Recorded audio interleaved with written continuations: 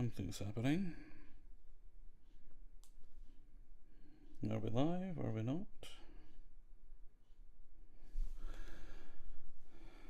Yep, we're live. Come on, update. There seems to be a bit of a delay there. Oh, there we go. Right, let's just... Hello everyone. Sorry about the false start. I have no idea what I'm doing. Right, first things first, can you all hear me okay?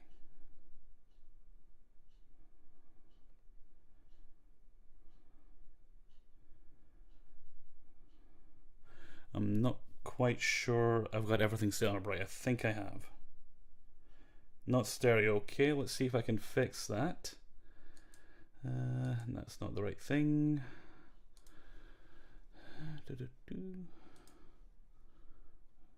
Settings. Output. Nope. Audio.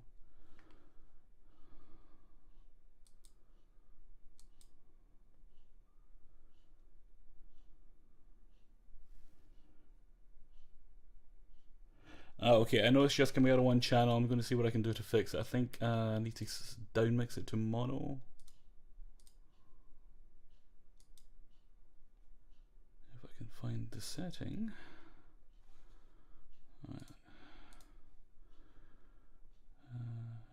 There. Properties. Well, that's no help at all.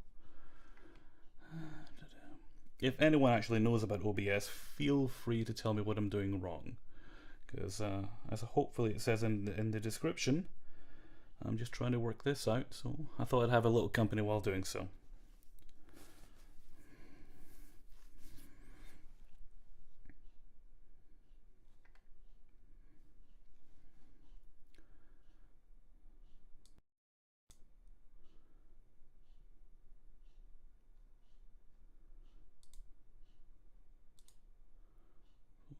Nope, that's not right.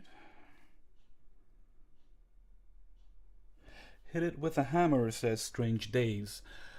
Yeah, I've had experience hitting things that don't work very well. In my experience, it doesn't generally help things.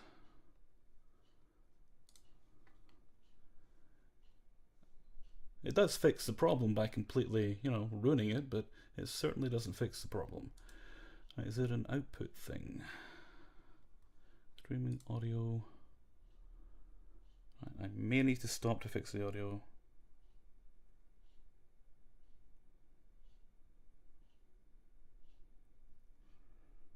That's true. I used to have an old black and white TV that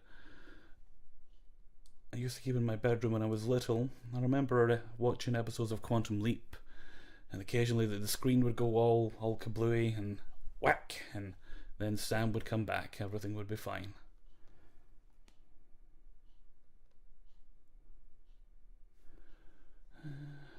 I think the problem is in the streaming software here, so we're in here, channels, stereo, mono. It must be restarted to take effect, okay. Right, I'm gonna restart, so don't go anywhere. I won't be long. Stream. Right, so we should be back now. Come on, do your thing.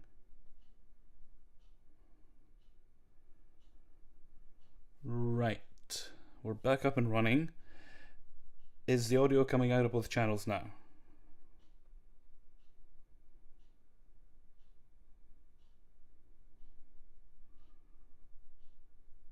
It is? Yay! Okay, we're off and running.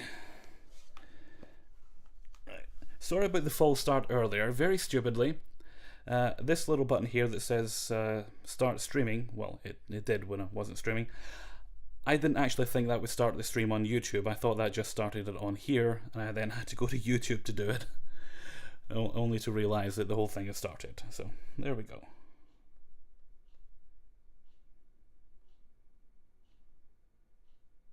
Okay, it looks like we have the audio issues fixed. Seems to be a little bit of a delay on my tablet, so if you ask a question or you make a comment and I don't respond right away, I apologise, it's just things are catching up. Stream seems to be buffering.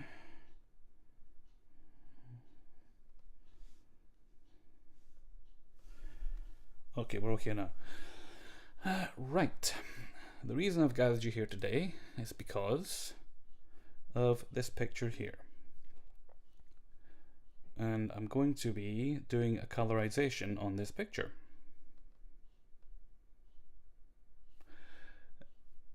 Emma Patterson says, what was the picture that was in the background before? Okay, there it should be up for you guys now. I'm not sure if it's just a delay or if it's actually my tablet that's slow. Anyway, right, this is actually a picture of my mum many years ago. 40 plus years ago. That teeny tiny little baby there, it's not me, that's actually my sister. But don't worry, I did get permission before I posted it. I called up and made sure it was okay to use the old family pictures here.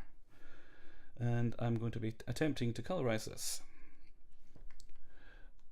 I've been scanning old family pictures, still not done yet, and I came across this one, and I really love this picture. It was quite a state of disrepair. I managed to repair most of the damage to it, but I kept thinking that would look so nice if it was in colour. And this is actually the picture that inspired me to learn how to do colorizations on pictures. My mum did have very lovely hair, yes she did. As she got older she preferred it shorter, but in her younger days she had this very long beautiful hair. So I'm going to attempt, I've done it once before, see if I can find it, show you guys in here, the one I already did. Right, this is the one I did before, right, that's the colorization I already did. And I'm hoping to do a better job, because I've gotten a lot better at colouring pictures since I first started this. Sorry if my voice sounds funny, I think it's the way I'm sitting, putting too much pressure on my throat. I have no idea what the colour of anything in here was. I just know my mother had brown hair, dark brown hair. I guessed on the dress and everything else. So we're going to take a second attempt at colorizing this image. But basically it's just to give me something to do, to give you guys something interesting to look at while we're streaming. And I'm not sure how long I'm going to stream for. Let's say about half an hour at least. So let's get to it. Okay. First thing, oh, I bumped the mic, very sorry. You're sitting on your throat. No, it's just the angle I'm sitting at. Let me get a little more comfortable. Right, that should be better. Right.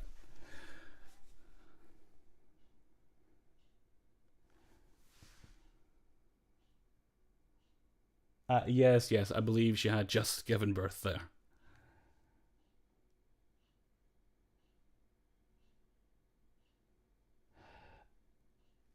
Pretty Flutter by Star says she looks very happy and sweet. She could be, but you know, everybody has their moments. What's your favourite retail story you've narrated? I think it was the one I did that was... It was the very first one that inspired the retail and the comedy videos. With the guy who was afraid of the police that were going to arrest him and do things to his bum. My mum's name was Anne, with an E. No, it wasn't. No, there was no E. I think I'd know that. Blue Astrid Gaming. Well, sorry you can't stay with us, love, but if the stream goes alright, I'll probably put it up later, so hopefully anyone can watch. Will you ever do a face reveal? Well, believe it or not, in this folder you're looking at right now, many of my faces. In fact, that's me right there. That's my first day of school.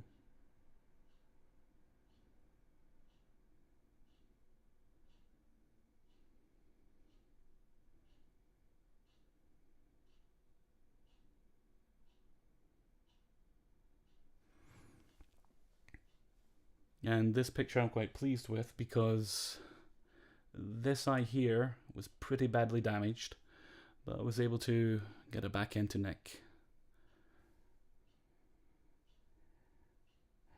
Although you'll likely never see what I look like these days. Okay. Alright, say goodbye to baby Hellfreezer. He has to go to school now.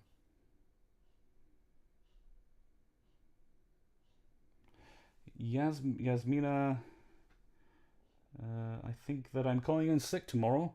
No, must go to work, must earn lots of money. Because it's good for buying food and stuff like that. My dad there.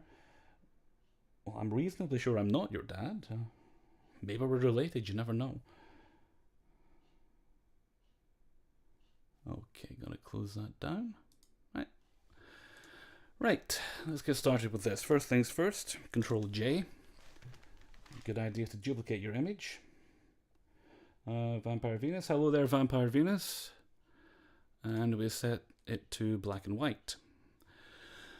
Okay, now there are many ways to do colorizations on images. Many different techniques. There's no right way, there's no wrong way, there's just what works for you. So I'm going to be showing you guys what I use and what works for me. Right. First thing we do is, I want to adjust the levels because it's too bright. What I'm going to do is I'm just going to merge that down. I like to keep things quite neat while I'm working here. And I usually do things mostly in one session, so I don't generally rename the layers so I can keep track later.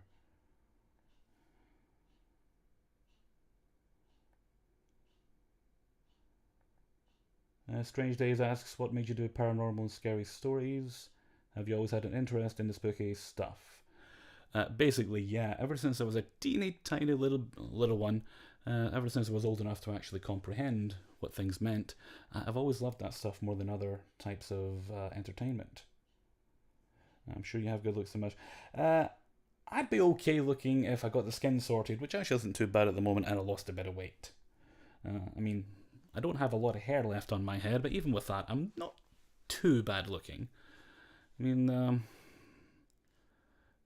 the men in my family are generally not too bad looking. I hope that doesn't sound braggy, but you know, we're not bad. Now, what software am I working on right now? This is Photoshop. Or if you're asking what I'm streaming with OBS.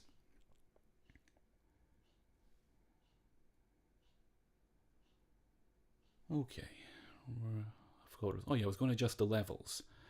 Right, so levels. Right. And I want things a little darker, so that's the wrong one.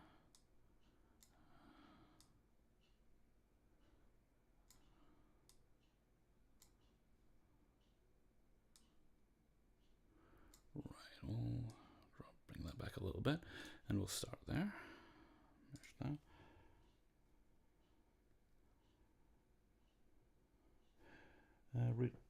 Rochelle Kitchell asks, do you have a favorite classic novel story? My favorite, at least at the moment, because I'm trying to expand my knowledge of more classic literature, my favorite is A Christmas Carol.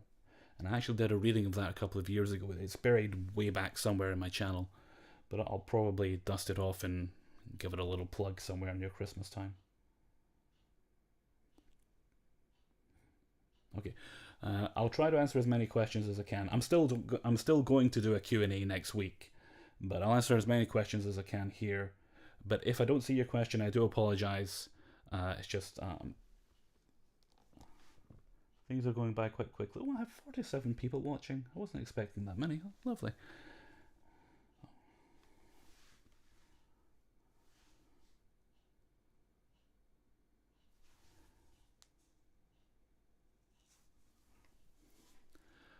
Okay, right.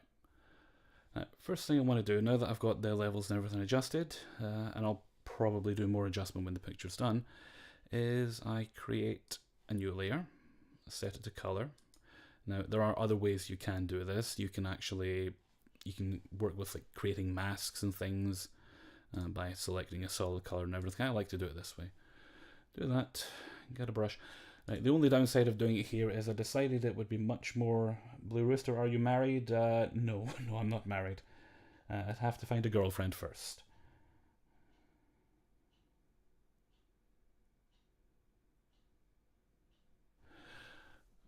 I'm getting very distracted.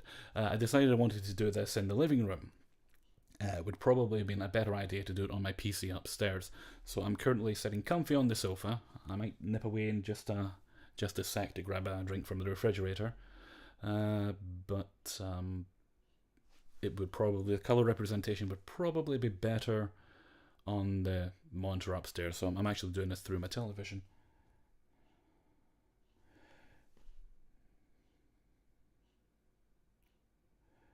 Nerve 102, I'm guessing you're around my age, 37. Not quite yet. I'll be 37 on the 19th of September.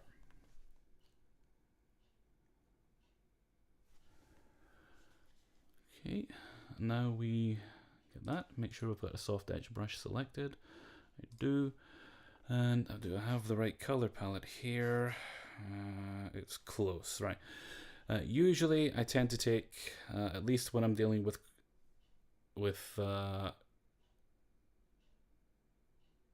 mine went completely blank.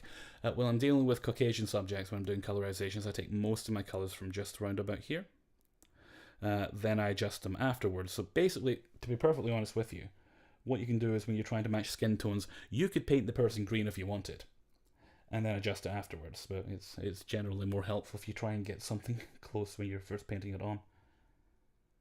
Based on your first grade pick. Well, you were close. You were only about a month out. In fact, less than a month, I'd say.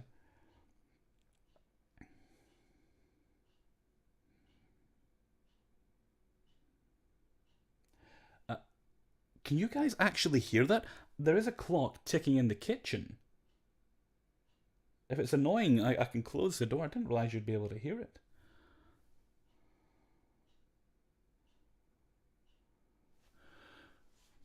Okay, back to the picture, and we pick a color. Select the layer first, and let's start with that one. Right, we'll see how it goes. Zoom in, brush is too tiny. Right, I generally like to start round about the eyes. So you just very carefully paint around. Oh, in case I didn't mention it, you set that layer to color, okay? And then you go around, just make sure everything's done.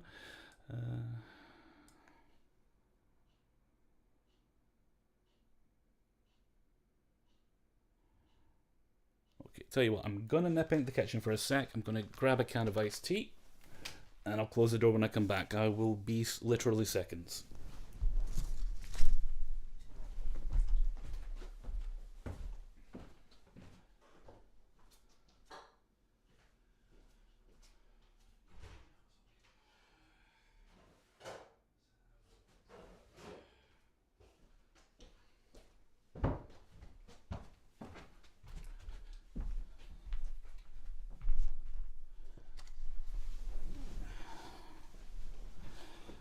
I have returned.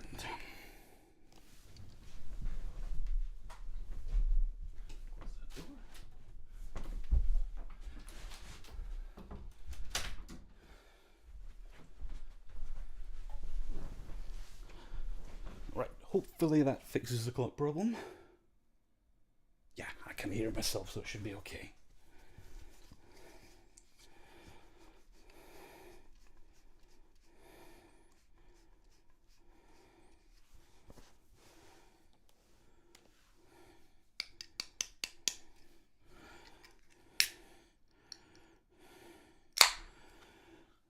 Vampire Venus asks, what's your favourite Arizona tea?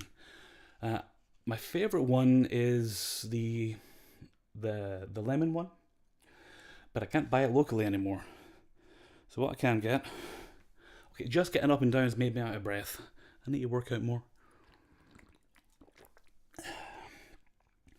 I'm currently drinking pomegranate green tea, and I've got the honey one in the fridge. But I can't get my favourite one anymore. I keep looking, but alas, it has not returned. The time here is currently 10 minutes to 10 in the evening. Well, at night.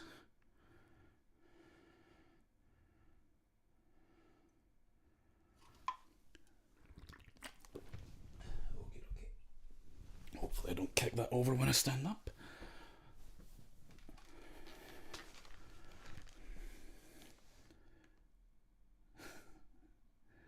Thank you, Elena.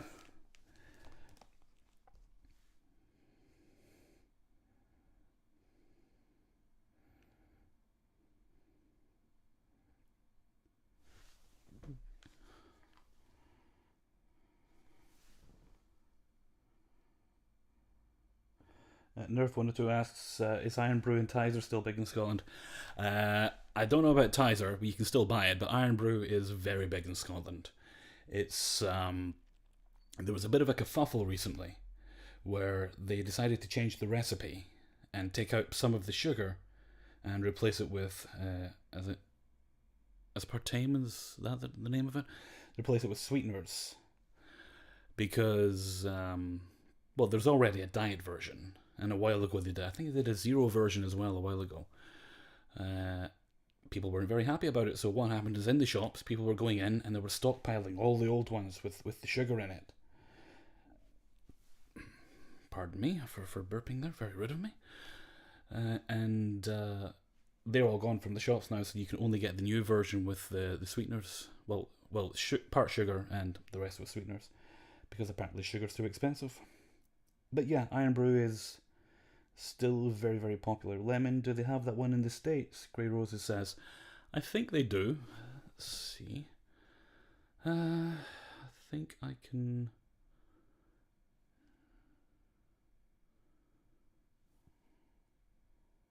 Yeah, I'm pretty sure they do have that one. I mean, you guys have got a lot more choice. Here in the UK, the Arizona iced tea is... It's not available everywhere. Sometimes you'll get like an American section in supermarkets, like the Tesco tends to have that sometimes. And they've got the bottles in there. And they're pretty expensive. Although but now and again you'll find shops. Like there's a place called Home Bargains, and there's also one called B&M. They'll get things like that in now and again, but they won't charge as much as everywhere else does. So I'm able to actually get the cans of Arizona iced tea for about 50 to 70 pence, depending on where I go shopping. But it's only the two flavours, so I can't really complain because otherwise I wouldn't be able to get it at all.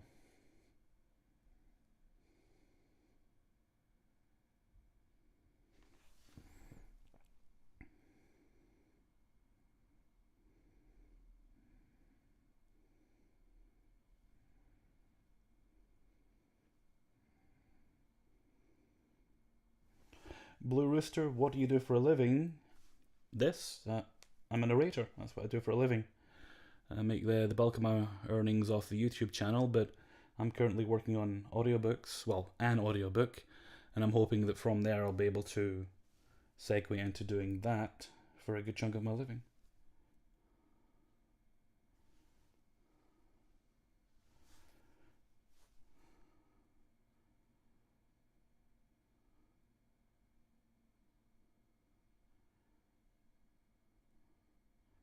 Is a pence a cent? Yeah, a penny is like the equivalent of 1 cent. The exchange rate would be different, of course, but you get 100 pennies in a pound, you get 100 cents, I guess, in a dollar. That would be right.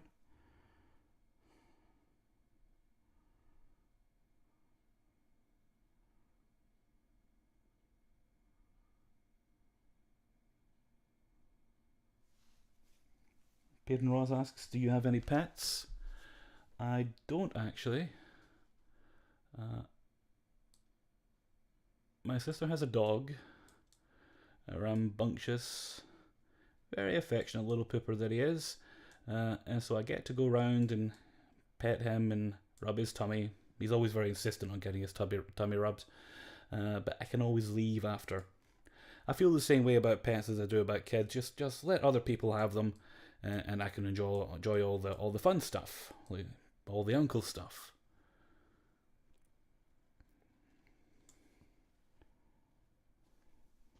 Stephanie, yeah, this is my first time live.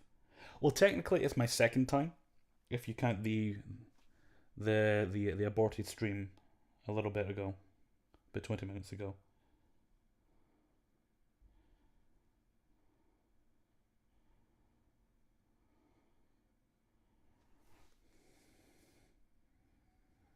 What American treats foods would you like to try?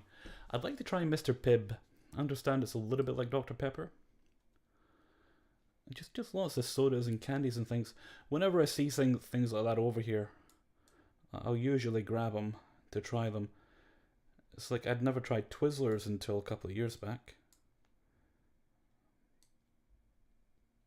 Some people just fainted at hearing that. What? Hellfreezer never tried Twizzlers? You cannot live unless you have Twizzlers.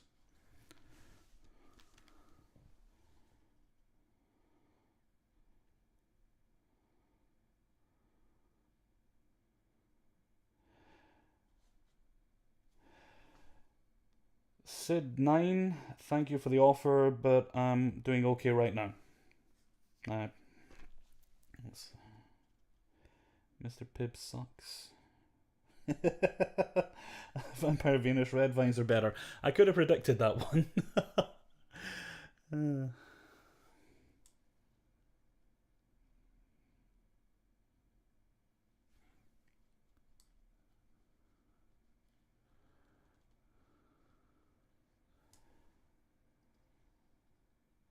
I'm suddenly wishing I had an assistant here with me to actually read the chat and read out questions for me. Well, maybe when I finally get that girlfriend, she can help me with my streaming. I mean, that's probably the only reason to get a girlfriend, right? To help you on YouTube.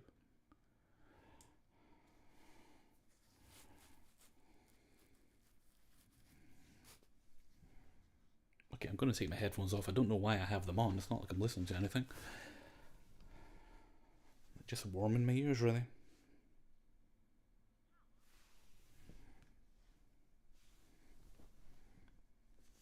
Thanks, Patty. That's very nice of you to say.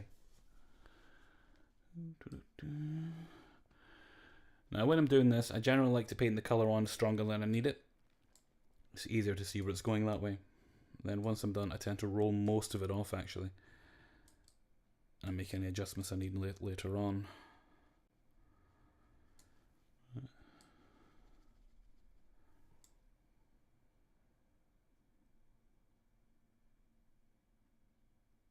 I'd like to try Mountain Dew. We don't. Oh, Strange Day says I'd like to try Mountain Dew. We don't have it here in the UK, do we? We do actually. Yeah. I'm trying to think places throughout the UK that sell it. I've seen it in farm foods. I think you can get it in most supermarkets. And the only one I can't seem to get, there was an energy drink Mountain Dew a while ago that I developed a taste for it, and I can't get it anymore. But you can still get the regular one. Usually comes in 500ml bottles. I don't often see the cans, but you can get the cans from time to time.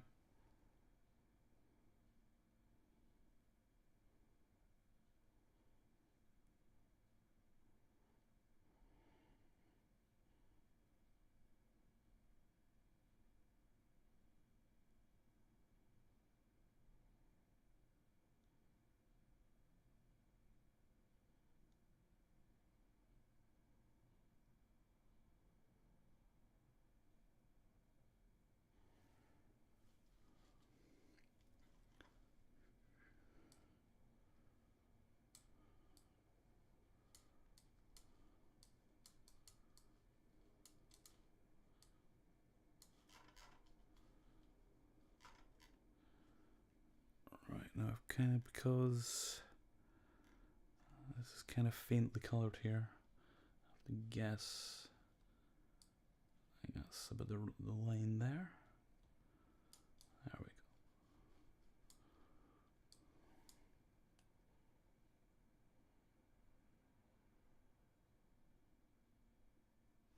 Does colorization affect the image? Well, like any kind of Photoshop, it's possible to do it badly. And it can make things look quite artificial, but when you're careful about it, you can get quite good results.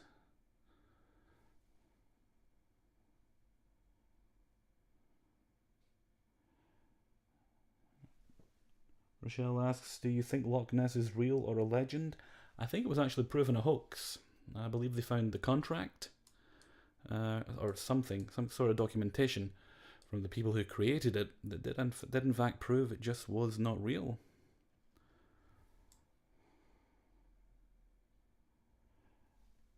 Nobody. You're supposed to be in the garden. Oh no, no. It's 10 o'clock. Too dark to be gardening. Didn't actually get any gardening done today. I did have a fairly mellow day though. Do you like Scotch eggs? Asks Emma Patterson. I do. I eat way too many of them. Because they're very cheap. And they can be eaten hot or cold. So whenever I'm out grocery shopping, I'll pick a couple up. But they're probably not very good for you.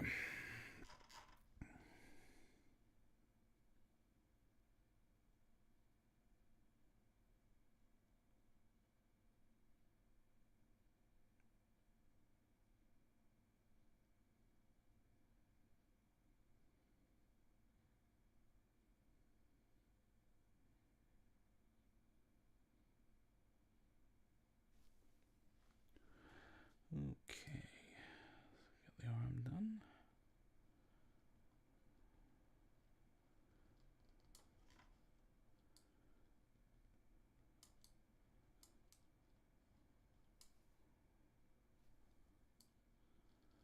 You have an incredibly steady hand, says Vampire Venus. I'm doing remarkably well considering that this mouse is probably... It's taken more than a few whacks every single day. I'm always dropping it. Currently the battery compartment's been held on by a bit of silver tape. Bitty Bitty asks, what's a Scotch egg? It's basically a boiled egg rolled in pork, or something allegedly pork, then rolled in breadcrumbs and cooked. They're actually very, very yummy.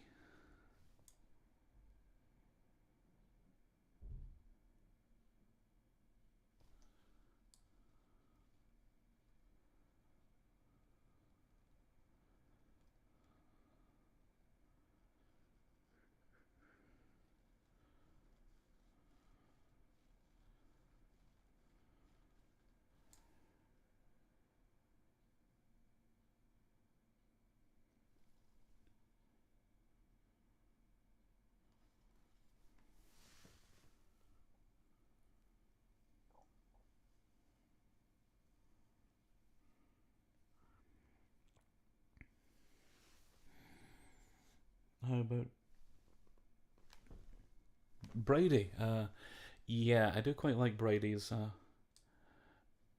When I was young, we used to get something called a forfer Brady.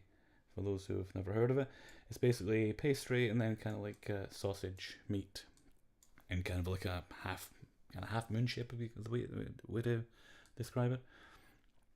And I used to call them 4-foot Brady's. Can I have 2 4-foot Brady's, Mum? Ah, okay then.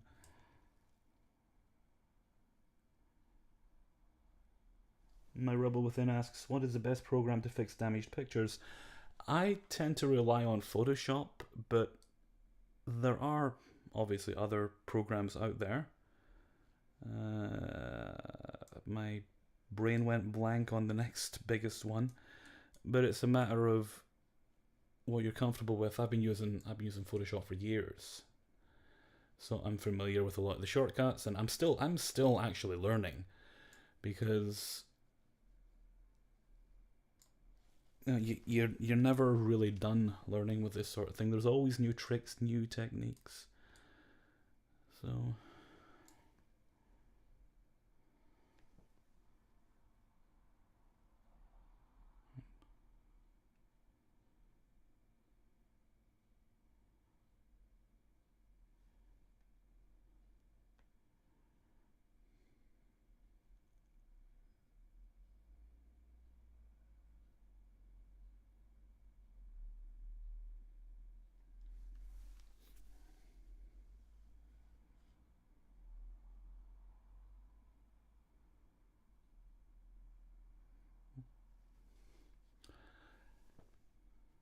it took me forever to figure out what Revenge's ice cream meant.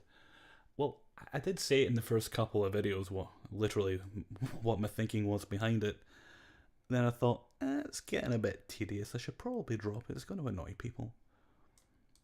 But for anyone who doesn't know, it is sweet and best served cold.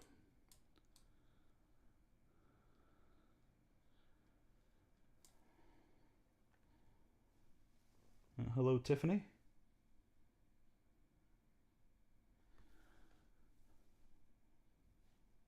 Okay, that light doesn't seem as bad now. I think it's okay. It took me a bit to get started. The best way to...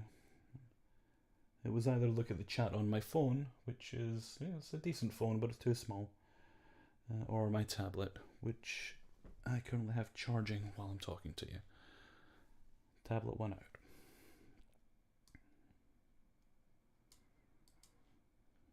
Nope. I'm going to switch to the eraser. There we go. A little bit. I generally find using, whether it's a brush or an eraser, most of the time I tend to use the soft edge versions. Just because it helps everything blend together. Helps hide your mistakes. Okay.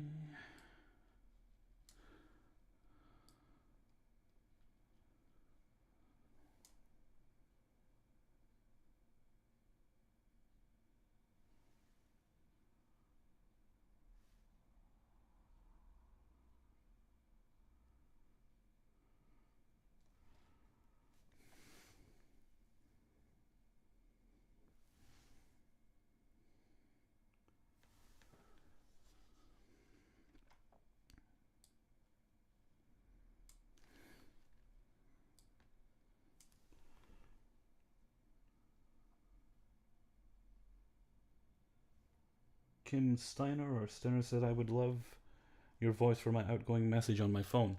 I did record a Hellfreezer ringtone for the Patreon peeps a while ago. It probably wouldn't work as an outgoing message, it's just mostly me messing about. I don't know if anyone actually uses it as the ringtone, but it amused me to make it. I thought it was funny.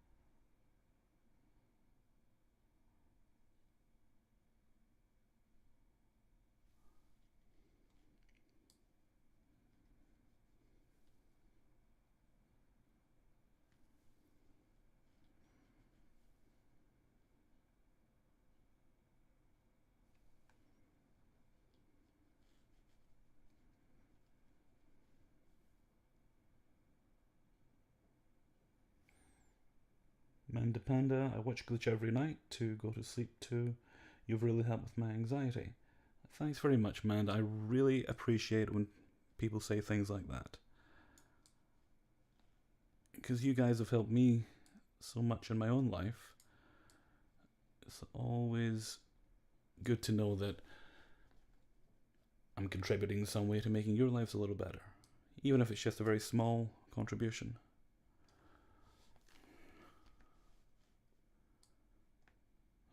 Okay, clean up the edges. Right. Now, like I said, we'll roll most of the color off here. Right, we'll leave that a bit there. And then we'll start a new layer for the baby. I generally like to get the skin tones out of the way first.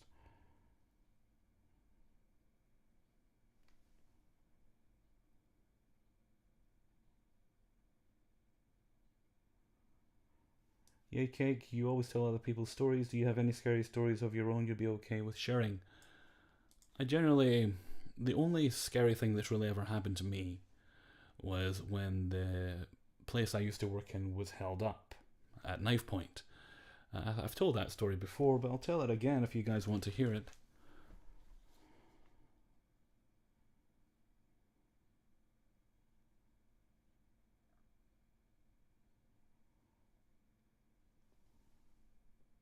Mara Amitra Dyer Shaw asks, will you ever do Scary Story live streams?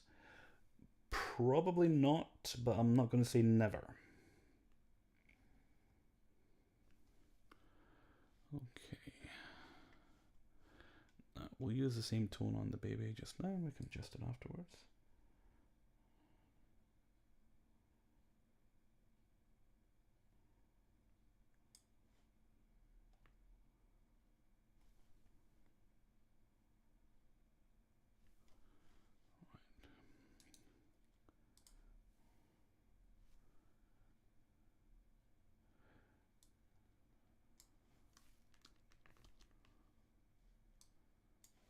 Forgot to set the layer to color. There we go.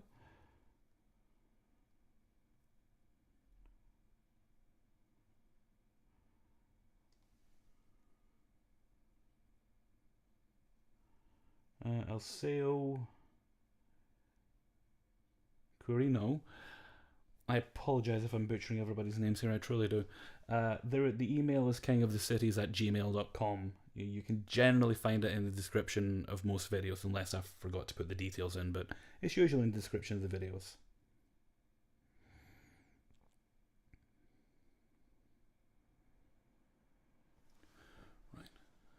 Right, what I'm doing right now, just to kind of keep you guys updated on what we're doing on screen here, is I'm getting just the basic skin tones down. Just make sure there's something there in place. Then I'll make adjustments, and then what I usually do after that is, it's in order to get things convincing, you're not just working with one color. Certain areas, depending on the person, you're going to want to add little variances to. You're going to obviously go in, and it's very subtle in the way you do it, but the lips are going to be a different color from the rest of the skin, of course, as they generally are. And then I usually pick kind of like a pinkish tone, something from round about there when I'm doing lips, regardless of who, male or female, doesn't really matter. And I roll it off and make it really, really faint, but it's enough that when you look at it, the eye knows there is a difference there, because there's meant to be a difference.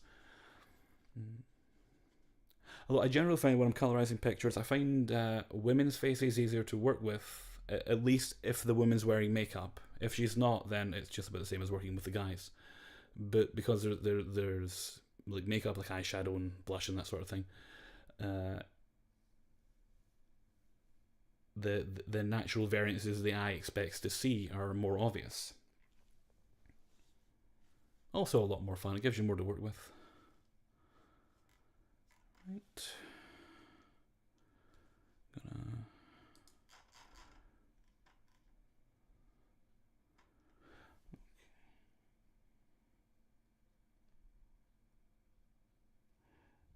Skin tones are really, really, really difficult. It's just a matter of practice. Not the same color isn't going to work for every picture, or the same color palette isn't going to work for every picture. And you're also going to find that lighting, even the clothing a person's wearing, will affect the results of the picture. That's why usually when I'm done colorizing an image, what I like to do is I then go in and I put adjustment layers on it. Just for example, not that. Go in here to this little half and half icon there, and I'll adjust the levels, brightness, contrast, hue, saturation, whatever I think might work. It's different for each image. And when you're done, that makes a massive difference. Are you looking towards a full repaint or a tinted vintage look? I just wanted to look as natural as I can possibly get it. I did show you guys, not that one, that I'd done. That's my first attempt at it, and I think I can do better. There's the original, that's the colorized version, and here we are making our second attempt. Because I've done a lot of images. Julie Reap almost missed it again. Well, we've been going 45 minutes. I don't have any plans tonight, anyway, so I'll stick around for a little while longer. I must honestly say, there's more people in here than I expected for a Saturday night, and I'm very grateful you all took the time to stop by.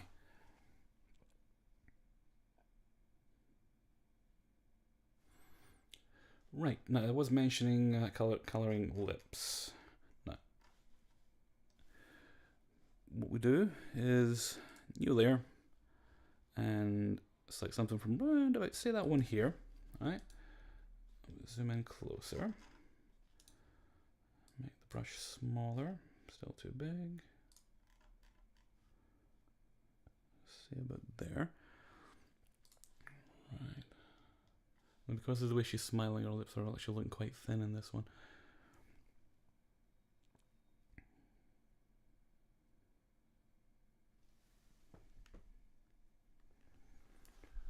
Right. Counter shill medical operations. Sexy. Well, I suppose I am. Thank you very much. Right. Back on the layer.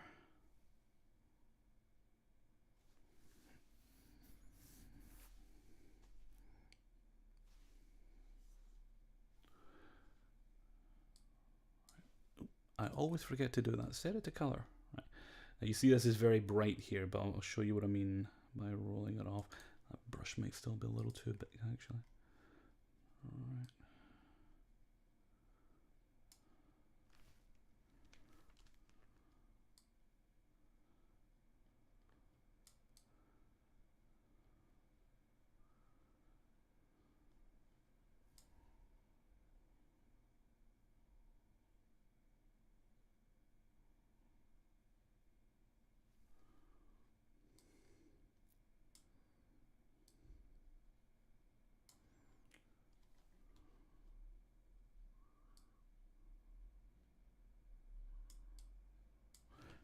Getting away from me a bit there.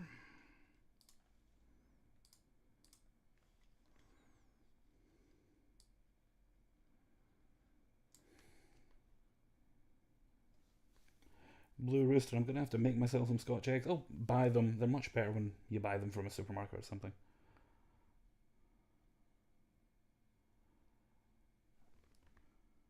Teddy Bear as a graphic designer. Oh, right. I'm very much an amateur in the photoshopping area, so you're probably way more skilled than I am. Right, let's clean up the edges a little bit. Back to the eraser. Half the size.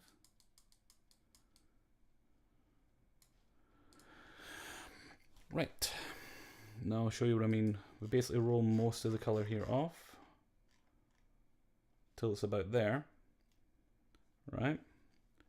And if you look very close, maybe even a little more, it's only about 6%, so about 5%, right?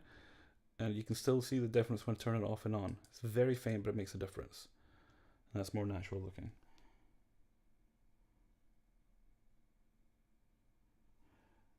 And I'm curious what, if any, facial expressions you make as you're tinkering away. Mostly open mouth confusion. That's my default while I'm kind of staring up at the television.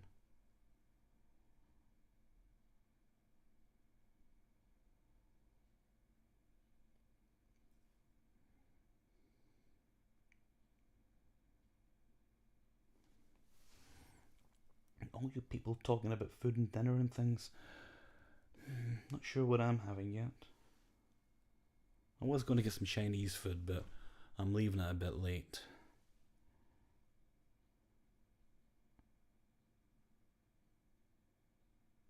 Plenty in the freezer, I'll be fine. Right, let's do my mum's eyes. Now, she had brown eyes. Right. Let's try that one, see what results we get. Back to the brush.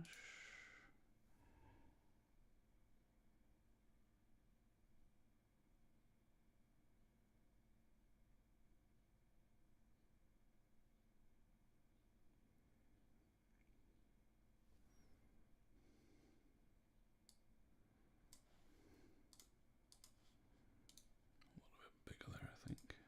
There we go.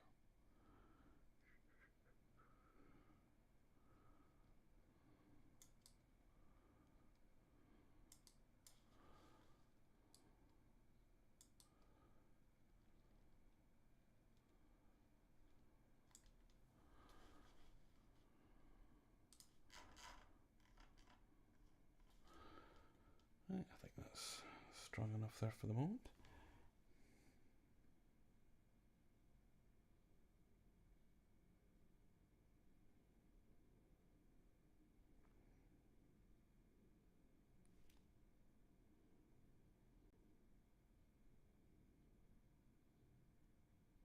Yeah, you can actually also get vegetarian Scotch eggs, where it's made with like corn and things like that. They're actually not bad. You really wouldn't notice a difference unless somebody told you. Are Scotch eggs alcoholic eggs? Be nice.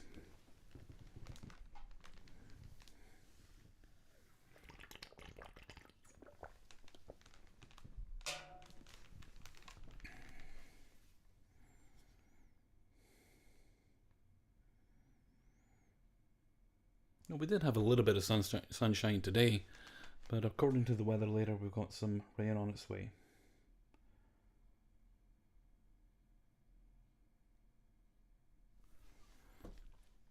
I might actually have done this stream sooner, except I was kind of waiting until the weather was a bit less warm, because obviously when I'm recording when I'm streaming to you guys, I can't have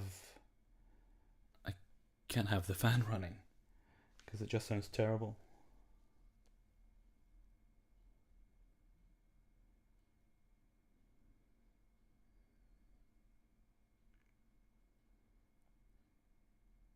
People still mentioning food. I'm thinking, is there anywhere out there? I'm half tempted to get a delivery at this time.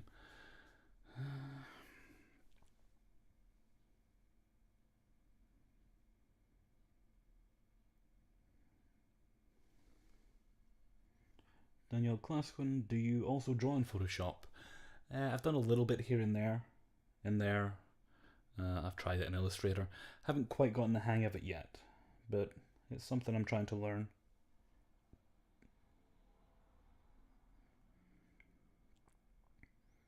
I'm loving the Scotch egg discussion going on in the comments.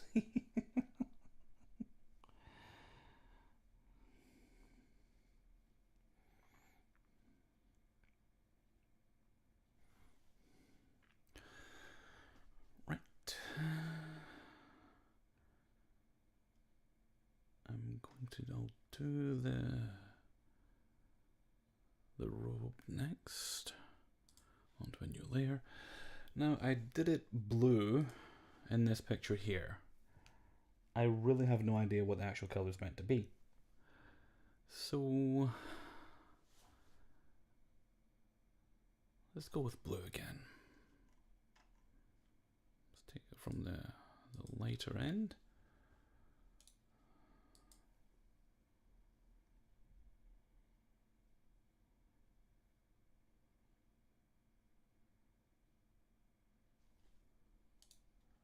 I can make that brush a little bit bigger there.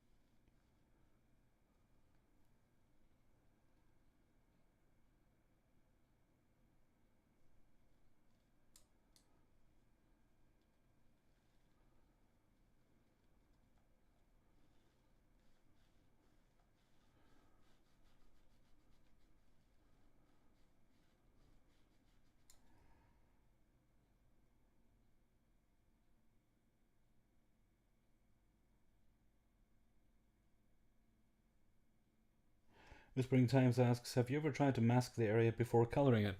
I have, but it's, to be honest, it's 6 and a half a dozen, really. There are advantages to doing it that way, but like adjusting the colour and everything, but the fact of the matter is you just put if you want to adjust the colour here, you just get a hue saturation layer, click on this little button here to lock it to whatever layer it is you want, then you just play about with your colour, you make it whatever colour you want, adjust your brightness and so on, and of course your saturation. It's really whatever works for you. I mean, that's a valid way of doing it. This way, I find it more convenient for my own needs. Like that, there we go.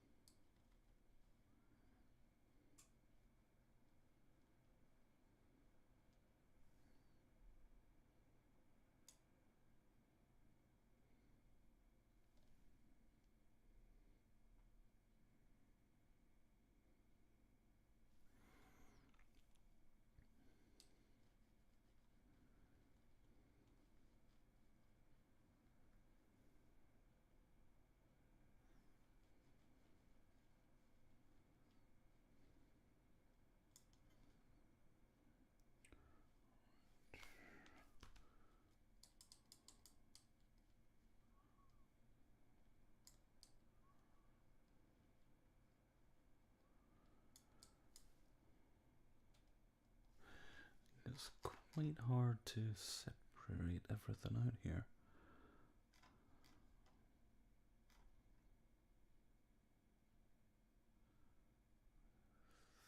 I think that should all be blue. That's what I did it last time, wasn't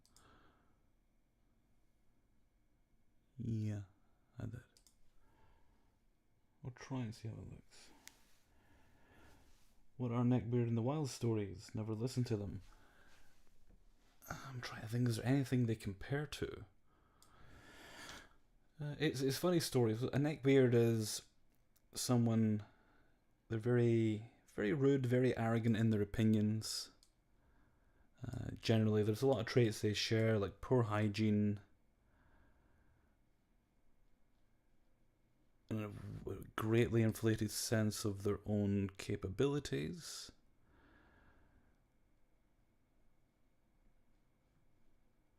Entitled attitude. I think the world owes them something, that sort of thing. Right, I'll do this bit blue here as well, but I'm not really sure it should be blue. I can always erase it later if I decide something else works. It's just getting kind of hard because it's so faint to follow the line of where it might be.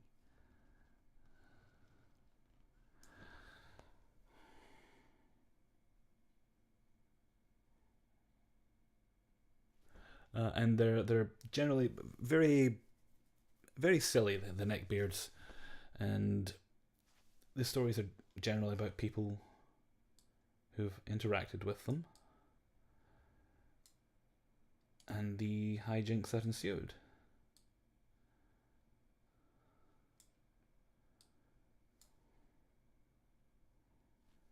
I do recommend you check them out if you get a chance. I mean, if you do like, they're part of my my more comedic videos. If you've liked any of the other funny videos I've done, you might like them, especially the more recent ones. I've been having a great time with a particular neckbeard known as Drak. He's not actually from Romania or anywhere like that, of course. He just likes vampires a little too much. So I'm having a great time doing his voice.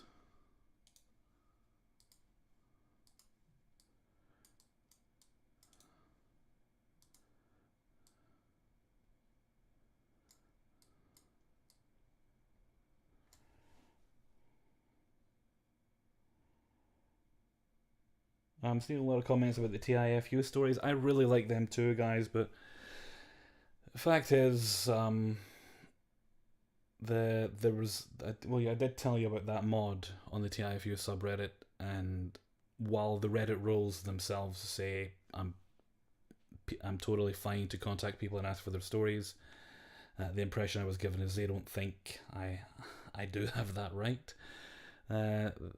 They basically told me they own the stories published on their subreddit. I don't believe that's accurate. So I will do more embarrassing stories. They're not TIFU, they're embarrassing stories. I'm not affiliated with the TIFU subreddit. But I will do them again, but it's all going to be subscriber submitted. So there'll only be an occasional video from now on. So they haven't gone, but any future stories will all come from you guys. And I hope you're okay with that. The interesting thing I have noticed is since I started doing the spinning plates videos on Saturday, they're actually doing better in terms of views. And Saturday's generally a quieter day anyway, but the spinning plates videos have really actually opened Saturday up to me in terms of getting the channel views up a little bit. And the neckbeard videos have actually helped quite a bit in that regard as well, because right now the neckbeards in the wild is the single most popular series on my channel. If you look at the views of that compared to the others, it's quite astounding, the difference. And I'm not quite sure what happened there, because I have noticed not only am I getting lots more views, but the neckbeard stories subreddit has got a lot more activity on it as well. So something happened. Something culturally happened, and there was an explosion of interest in neckbeards. I have no idea what caused it, but I am so happy that it happened. I really am, because I really enjoy doing those particular videos.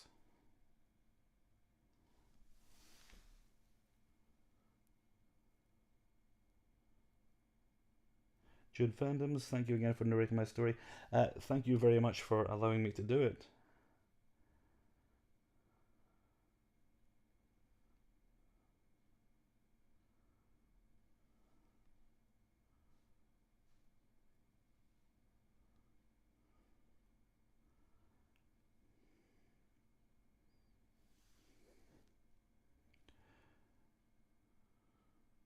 Element, I just realised that's what your name was.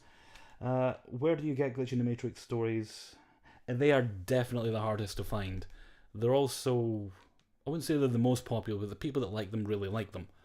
And they would like me to do them more often, but the problem is they're hard to... There's a few things about them. It's hard to find ones that are both really interesting, because I've come across some really interesting ones, but they would only be about a minute and a half of read time long. And when I need to do a video, and I want my videos to be about 20 minutes, it wouldn't really be worth it. The only thing I could do was maybe try and get more of them, but the problem with that is when I send messages... Oh, I was going to clean up that arm, that's what I was going to do. When I send messages asking for stories, because there aren't quite as many of those as there are some other types of stories, I don't always get as many responses as I'd like back to be able to do that video. So where I get them from is a combination of sourcing them from Reddit and they're being submitted to me by subscribers. And thanks to both those sources, I really wish there were other places to approach people, but thanks to both those sources, I'm able to do neckbeard videos almost on a weekly basis. But they really are one of the hardest things to track down. In fact, I'd probably say, out of all my regular series, they're probably the hardest, with maybe server stories being a close second. And it's a similar issue with the server stories. It's the length.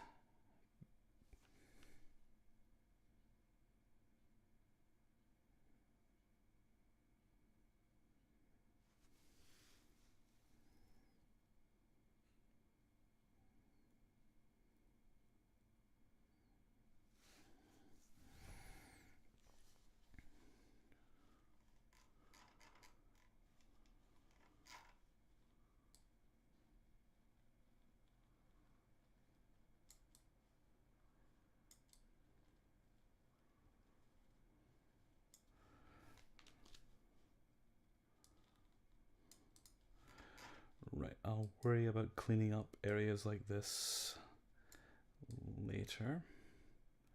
Actually, I'll just put back in that. My mother never had blue hair. She'd be horrified at the thought she had it now, so yeah, I'll just go back and clean up all the areas like that later, just where things kind of spread out and you can see what the colours underneath.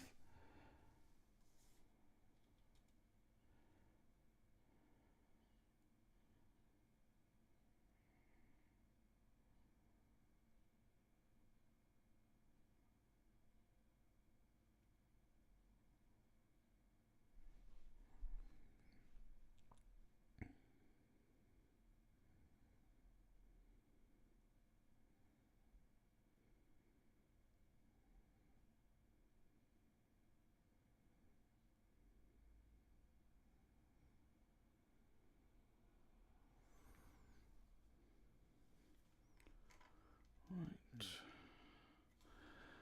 Roll this off. Now you'll notice I'm kind of fading most of the colour. There is another way to do this. Like someone mentioned masking things off earlier. You can do that. You can basically create a layer mask of the area.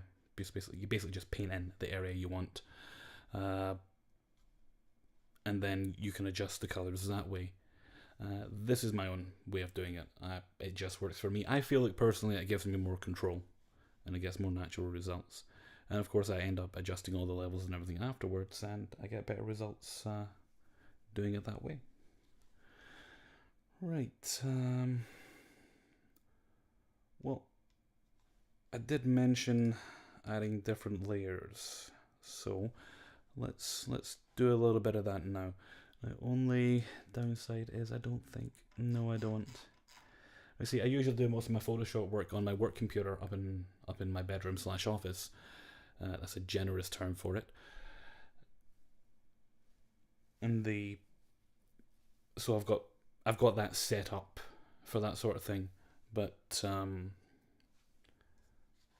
I really just I like to spend as much time in the living room as I can because, you know, usually when I'm done working, it's like, okay, get out of your bedroom.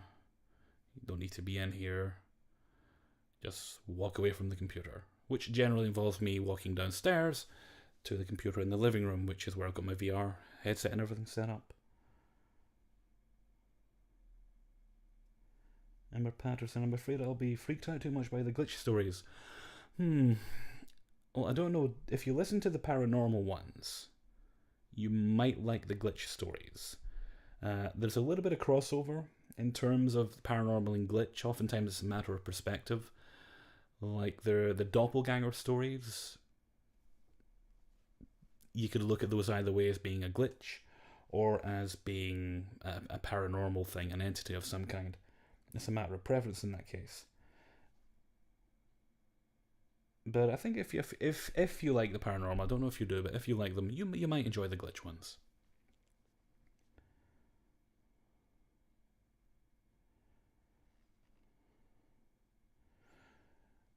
Pixie Taz, I think we can all relate to Revenge's ice cream. There'll be another one of those tomorrow, actually. There's a good, well, they're all good, actually. I don't pick stories I don't like. But there's one that takes place in a sandwich shop. It actually involves the same person who wrote the one that took place on the shooting range in the last video.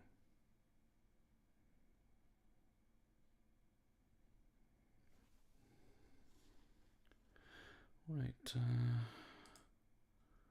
yeah, I was gonna, is that separate layer? Yes it is. Right, I was gonna show you guys about color variations. I'll do this with just a regular brush. I do have what's basically makeup brushes I downloaded. I haven't installed them on this computer yet. I really should, because, well, as I say, this is my computer for basically just for entertainment, for watching movies, VR, anything like that, playing games. That's what that's meant to be for. It's also meant to be for a backup in emergencies, so I can keep working if anything happens to my main work computer.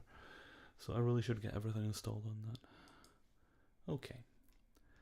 Right, so we'll just work with the brush we've got. Right, we've got a new layer there. I want to add a little color, so let's go with pink. We'll just select that one, let's say. Okay. And that's an eraser. I'll go on. Let's go on the brush. Okay. That was a little too big. That should be okay. Right, and okay. Now what I like to do here is a couple of dots. Make sure it's a color layer. Then I go into filter, into blur, and I want a Gaussian blur. Right, you can already see the effect there. I generally set it fairly high.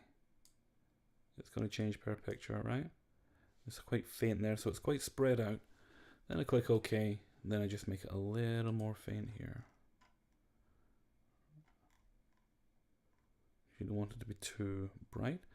And I might actually, that's a little too much still, so we'll just roll it off to about 50%, I think. There we go. Basically, subtlety, subtlety, subtlety is the way to go with this, all the way.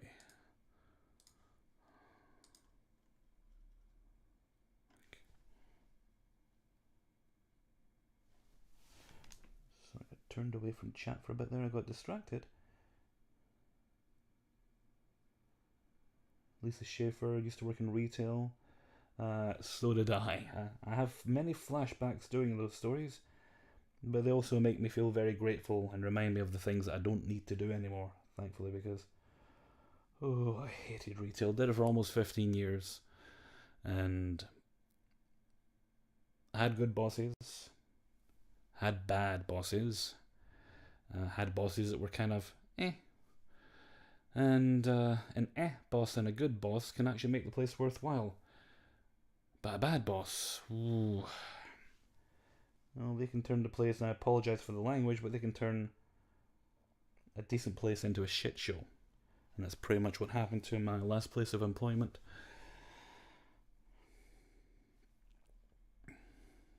Now, we're getting there. I mean, this is still a little rough. I mean, some of the edges will need to be cleaned up.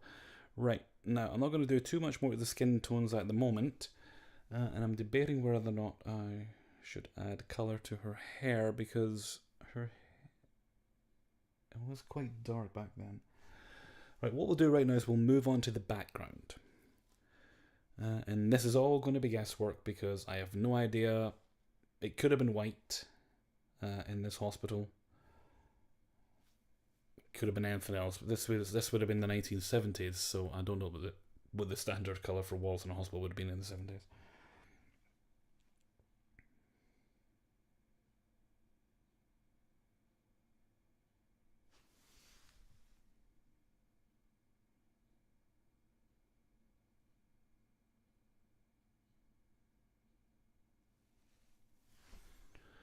Right, so we'll move on to the headboard here. Keep my layers in order. New layer, color, and we'll need a brown. That won't be too dark. Let's try that one. Right.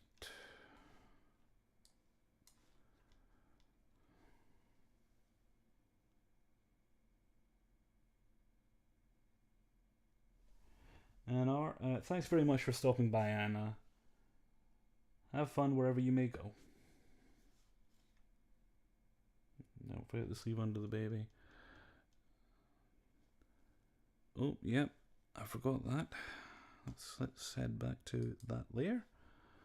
And that would be that color. Right, we'll just do everything blue right now and also mist a little bit there as well. See, it helps to have people watching over you. Stops you from making those mistakes.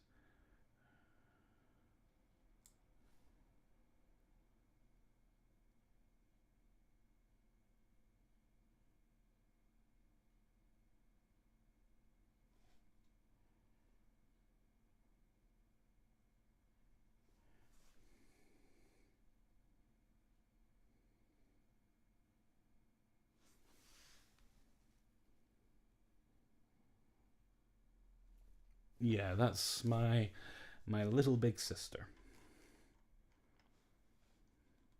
I don't think. Well, are there? I don't. Well, there are pictures of me as a baby. See if I can find one of me as a baby, and I'll let you guys see it.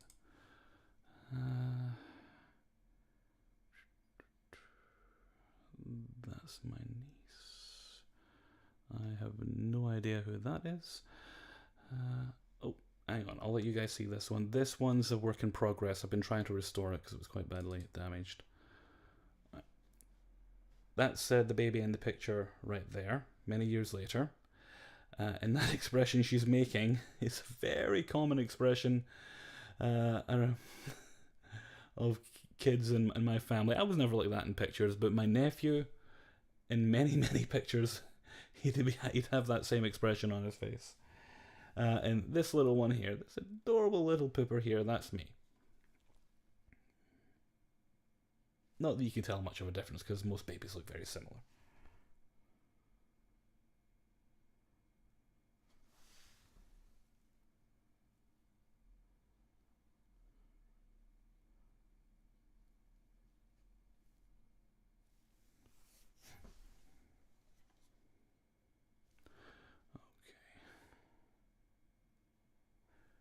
Right, say night-night, baby Hellfreezer.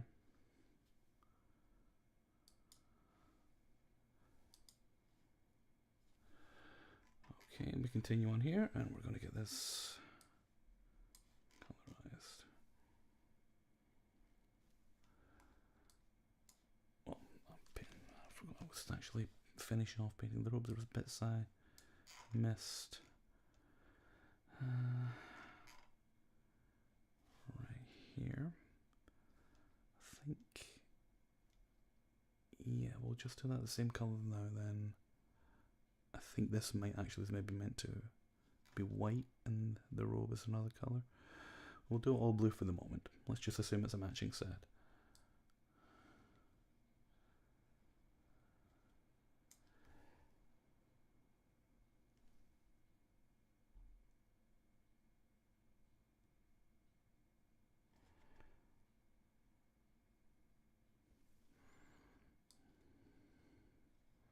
So it just occurs to me, anyone who asks me for face reveals from now on, I can say, well, I've already done it.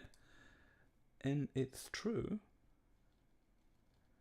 I did 2 face reveals.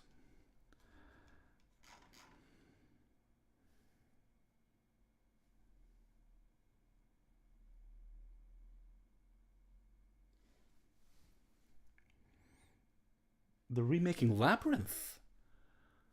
I hadn't heard of that one, I don't think. That's going to be difficult. Because David Bowie was... Well, I don't want to exaggerate, but he might have been the embodiment of God upon the earth. Who could replace David Bowie? Apart from, obviously, me. I'm here to take your baby. You wished him away. I'm here to steal the baby. And so on. Boy, boy, boy. They'll probably get Benadryl Cumberbutts or Tom Hiddleston or something to play him. Well, they'll certainly at least offer one of those two.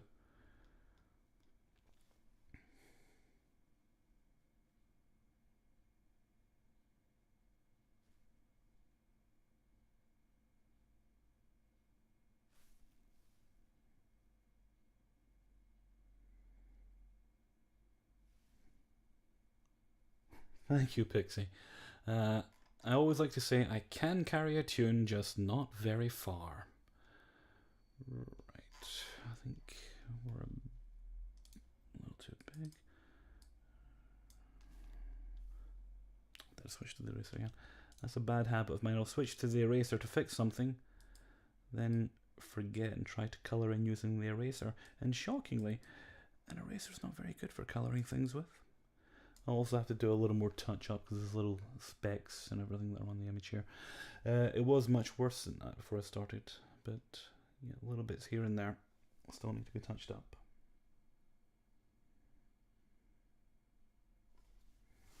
Beyond Extra, what are you doing? I'm restoring and colorizing this old family picture. It's basically I've been wanting to do a stream for a while. Because I've been watching other people. I've been watching like Count Jacula. I don't know if any of you guys watch his stuff. I've been watching his streams, and although I don't do them the same way he does, not to say I won't maybe bring other people on at some point, if I can figure out how to set up like maybe Google Hangouts or something. I'm not going to use Skype, but he seems to have so much fun doing them that I find myself more and more going from thinking I'll never end up doing streams to like, well, how could I do it? And turns out, in spite of a lot of running around, getting the equipment set up was literally a matter of unplugging one cable and plugging it back into another computer.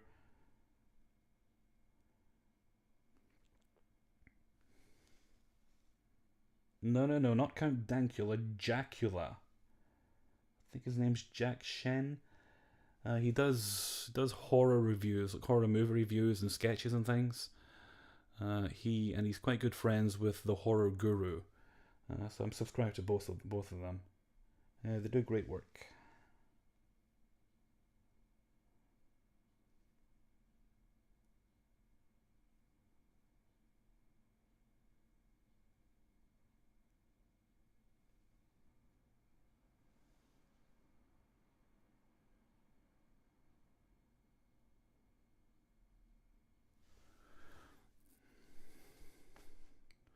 I think if they do another Labyrinth,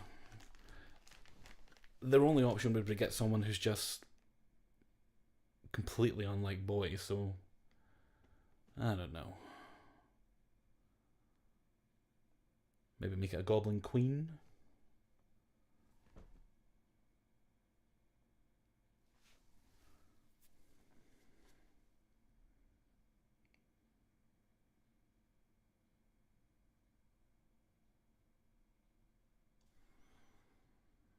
Right, I think we can move on to the headboard now. We're going to try... let's try that brown. Yeah, that might work.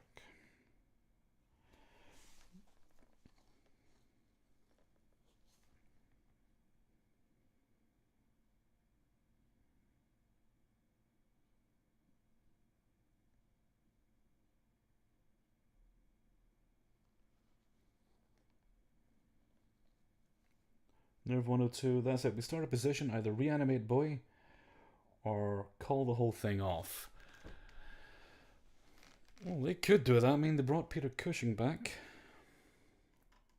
And I think that's kind of what we're gradually gonna head towards in terms of acting. I can definitely see the day where they'll hire just a decent actor to be there on set and do the performance, and they'll literally just swap them out for what I guess is digital makeup. I guess that's a good way to refer to it, because I can't remember the name of the actor, but in Rogue One, when is it Tarkin? Is that the character's name? And when Cushing's character shows up, yeah, it's Grand Moff Tarkin. I think that's it. They had another actor do the performance and simply replaced all his movements and facial expressions with their digital double. And it looked kind of okay, and that technology is only going to improve. I mean, they did a good job, although the film itself wasn't great, they did a very good job using a similar technique in the last Terminator film, creating the younger version of Arnold Schwarzenegger.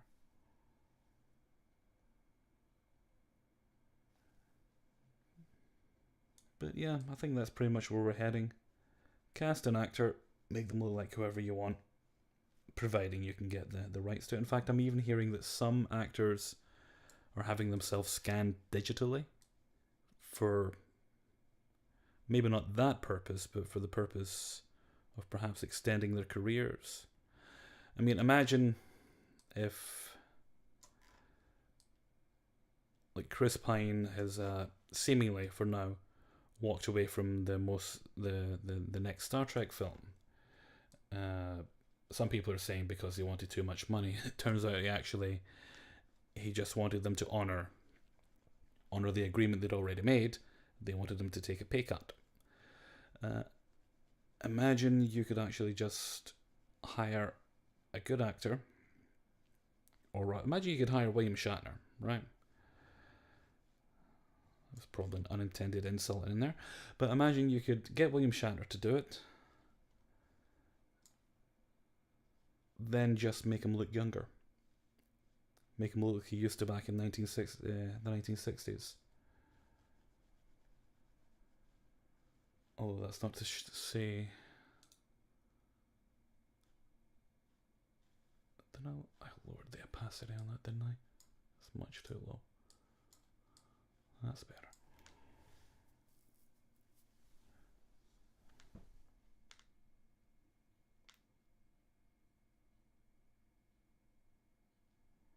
Rochelle Kitchell. I don't actually know who Dr. Creepin is. I don't really keep up too much with new narrators, because I don't really listen to a lot of narration channels anymore. It's a rare thing for me, simply because I spend so much time with my own stuff. I usually like to do other things when I'm not narrating. And it's also, I think it's also good to not know what other people are doing, because that way I start second guessing myself as to the content I'm putting out.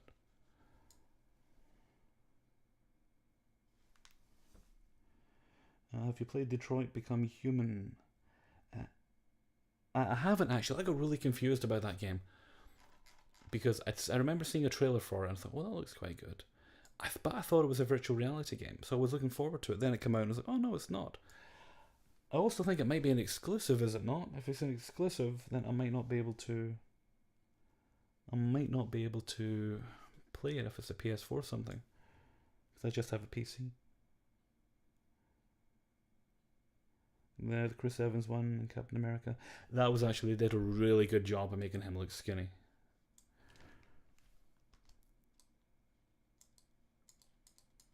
And they also did a pretty good job in making Robert, and was it Civil War? Was that the one? Making Robert Downey Jr. look younger, and the same with Michael Douglas, because it's especially difficult when you're doing it with actors when we know what they looked like at that age, because they've had their careers for so long. It's PS4. Yeah, I don't have a PS4, so I wouldn't be able to play that Detroit Become Human.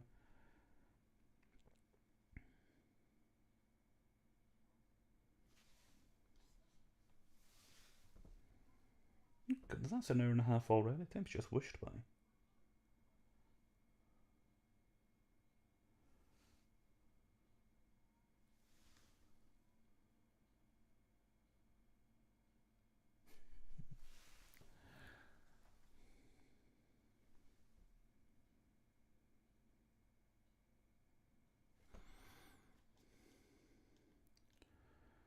Right, I don't think I'll have to fade that too much.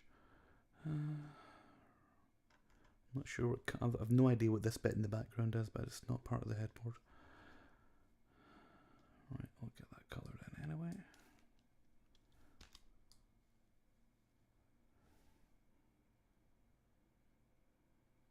Nerve 1 or 2. I'm an Xbox and PC guy.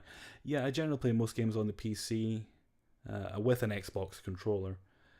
And there aren't really a lot of games I'm into, but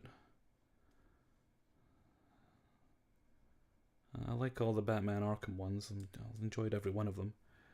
Even though Arkham Knight frustrated me something awful. All those annoying Riddler challenges.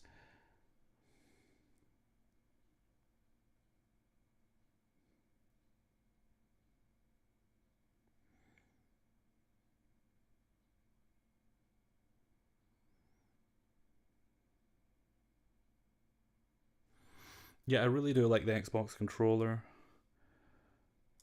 Also fairly easy to fix. I mean, I remember, I don't know what the hell caused it, but one of my the motors for the vibration had stopped working.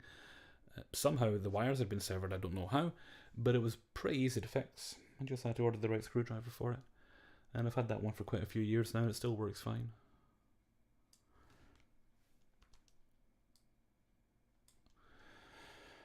Right.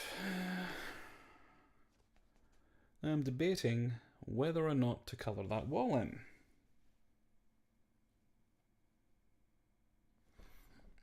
I did colour. I think I coloured it in the last attempt I made at this picture. But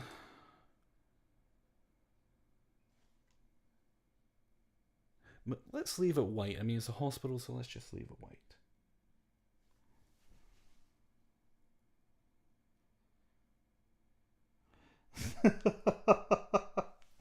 This woman has the looks of being Native American. I can assure you that woman was very, very Caucasian. The only thing I'll have to add is the little ruddiness around a bit here, this area just at the top of the chest here, and the neck, because she got quite badly burned when she was in her teens, and it healed, but that area was always a little ruddy. And don't worry about the colours, we're not quite done yet. Everything gets adjusted afterwards, so.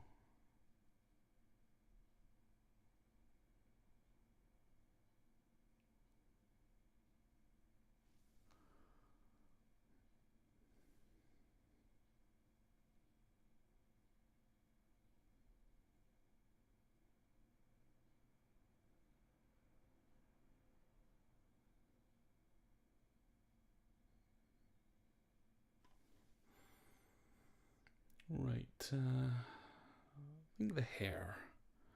Do the hair, then I'll let you see what I usually do with adjustments, and we'll see how natural we can get things looking. Pale green in a UK hospital. Let's try pale green then. Let's do the walls of pale green. We'll start with that one. Right. Won't matter too much if I go outside the lines here, because it's going to get cropped and then just put on a pure white background.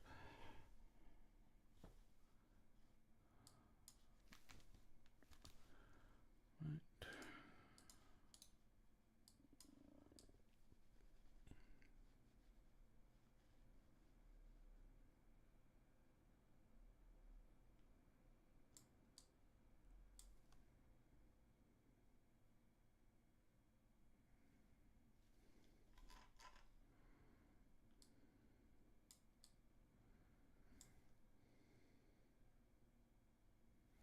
Blue Rooster. My first name's John. John Hellfreezer.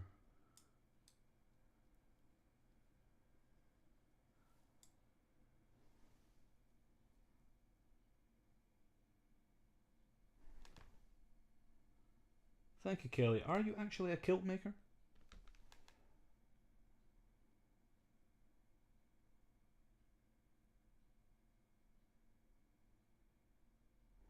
Hello, Spatten.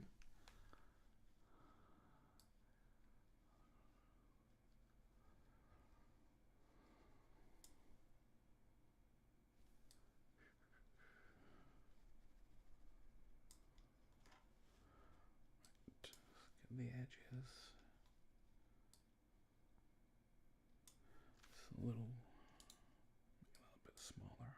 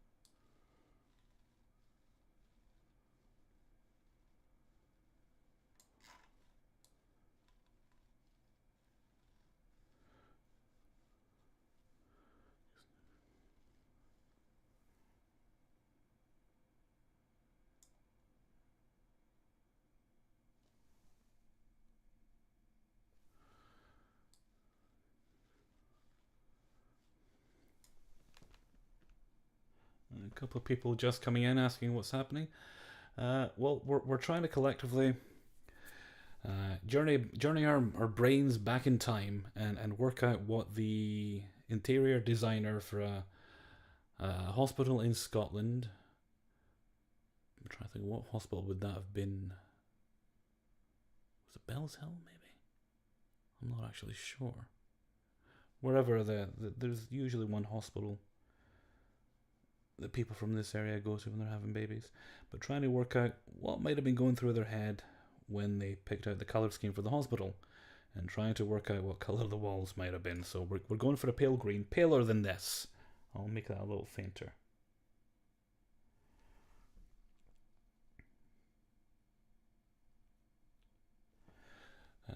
Oh, right. Sorry. A little bit back, probably about half an hour ago now. Some people did ask a recap on the scary story of the robbery. Right, I'll do that now while I'm colouring this wall in. Right, basically what happened was I was working at a shop. Should I say the name? Don't suppose it matters. I was working for ScotMid, the Scottish Midland Cooperative. And it was relatively quiet night. No major problems. Other than the person who was running the shop. But no major problems. Everybody was getting along, work was getting done, so everything was fine. It was about 8:30. Good old Hellfreezer was down one of the aisles, the confectionery aisle, putting out candy and whatnot. And suddenly, you hear the door open rather briskly, and somebody shouting words to the effect of, "Get the tills open, get the tills open, get the tills open." And I must have moved quite quickly because I was able to get to the head of the aisle, because this guy came barreling into the shop. Got to the head of the aisle to see what the kerfuffle was all about, only to get shoved back. I would learn later that the other guy that was in the shop that night had actually thought I'd been stabbed. I hadn't been, I was just shoved, which was very annoying and very rude. You might be here to rob the place, doesn't mean we leave our manners outside. But anyway, I got shoved, and he runs round to the area where the till is. I can't remember if the door was locked or not, but it wouldn't really have mattered because that door would not have kept a mouse out. And he's got this teeny tiny little knife in his hand, but it is a knife. And generally, if somebody runs into a shop screaming at you with a knife in his hand, I'm just going to assume he's willing to use it. And he made the right call. And our supervisor gave the other... She gave the other guy, the guy I mentioned, she gave him the key to open the tills. Not sure why she didn't do it herself, but she gave him the key to open the tills. And he opened up all the tills, and the robber helped himself to the cash. and hightailed it out of there. And it was scary because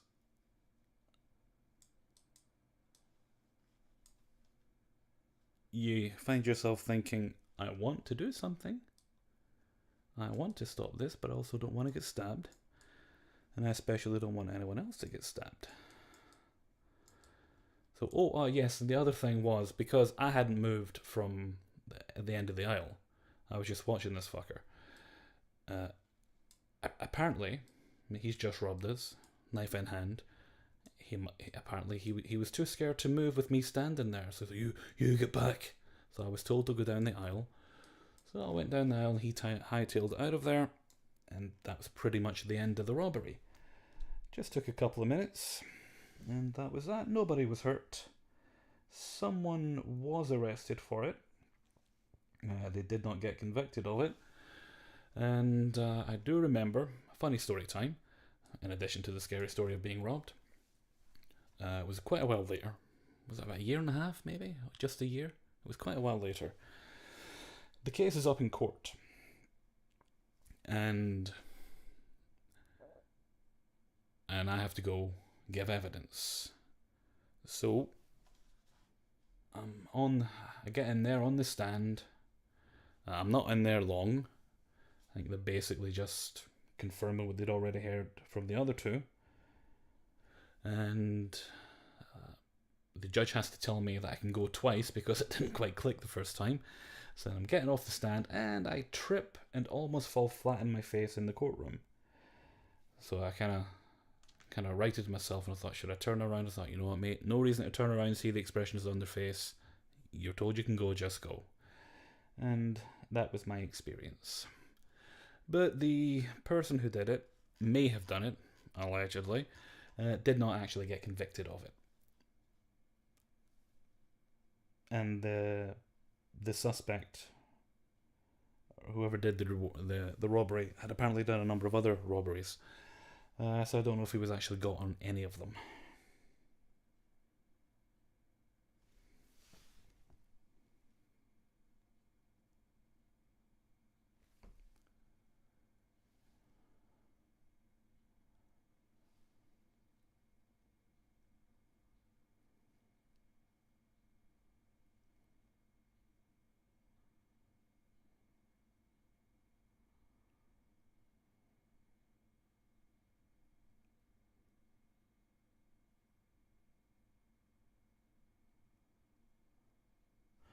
Right, that's that story told. Somebody had asked me where I got my name from. Well, it comes from back in the days. Just meant to get comfy again. These old bones of mine. Back in the days of the IMDb, when they used to have message boards. And I needed a screen name, obviously, so I could post on the boards. And I was thinking, well, what do I want? I started playing about with, I guess I must have been reading something about Hellblazer at the time, but I hadn't actually read the comics. I must have just thought it sounded cool. So I started playing about with that and eventually come up with Hellfreezer. And I thought, oh, that's kind of like the saying, when hell freezes over too. I mean, I think someone mentioned that in the comments. Someone mentioned that. And I thought, well, that actually kind of works. I like that. That's actually not bad. So I chose that then, and I've been Hellfreezer online for 14, 15 years? No, let me think. At least 15 years, probably a bit longer than that. Yeah. I really miss the IMDb message boards. They were so much fun. I mean, as a substitute now, I tend to use Reddit. Oh, hang on. I seem to have navigated away from the chat. I shall return. Hopefully we're still live.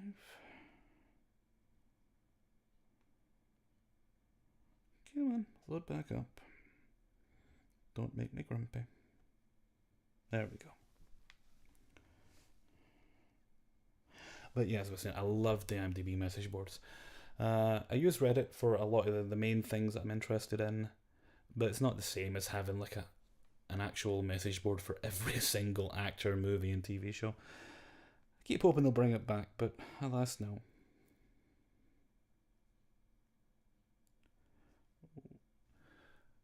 I've got to wonder though. They shut them down, and I rarely go there now. Once in a while to check something. So I wonder how much ad revenue they lost, because surely it's per click, I think, is it? They must have lost a lot of ad revenue because their traffic must have tanked.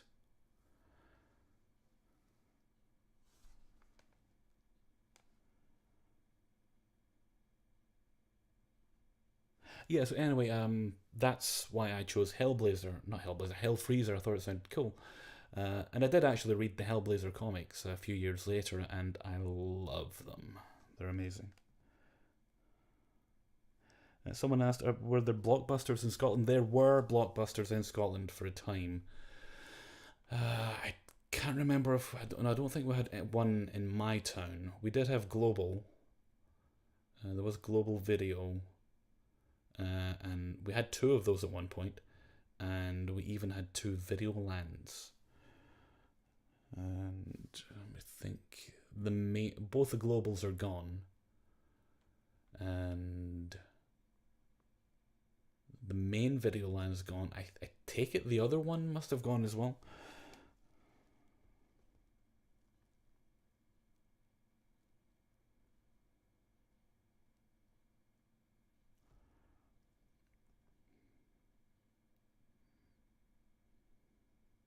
Well, the IMDb message boards, a lot of them were kind of bad.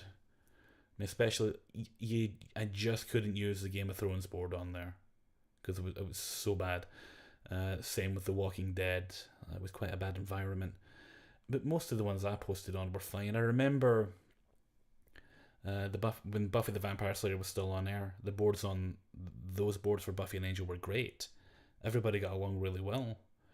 The Star Trek ones were generally fine, which, when you consider Star Trek, sci-fi can make people very impassioned, but a lot of people can get quite rude in their passion. But no, I made quite a number of, I wouldn't say like friends, but it was people I enjoyed talking to. I remember there was a girl from Canada called Candy Star, but she like doubled every letter of her name. I think I might still be friends with her on Facebook, actually.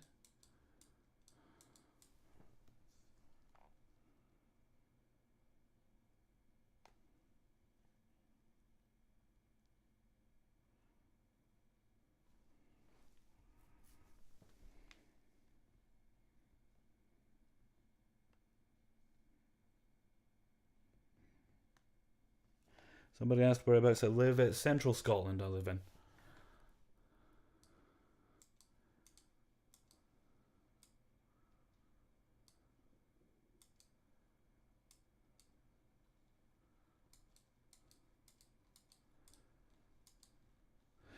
There's really not much point in cleaning this up too much because I'm going to remove the outer edge of the picture.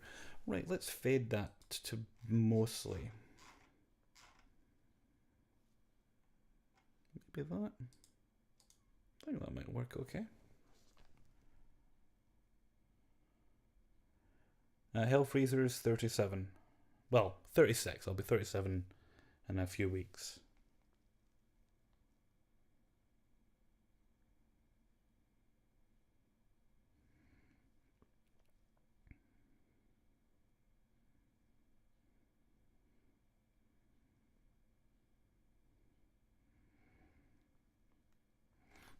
Any Gaelic? I don't know what Ichiku is. No, I'm sure there are people that speak it here, and I do remember at one point, a number of years ago, they went around, I'm not even sure if they're still up, but they put up Gaelic versions of the street signs and things like that. It must have been like a Scottish history thing or a heritage sort of deal.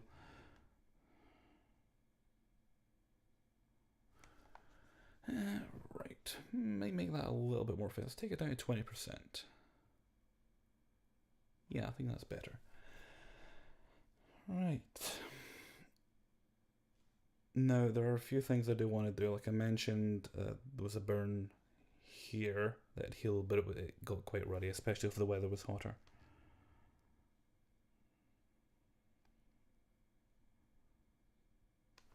Okay. I'll put that about here. I'll just add another layer on top of that just to keep all the skin tones together. And we'll go back to one of the pinks. Like about here, it'll be fine. Smaller brush.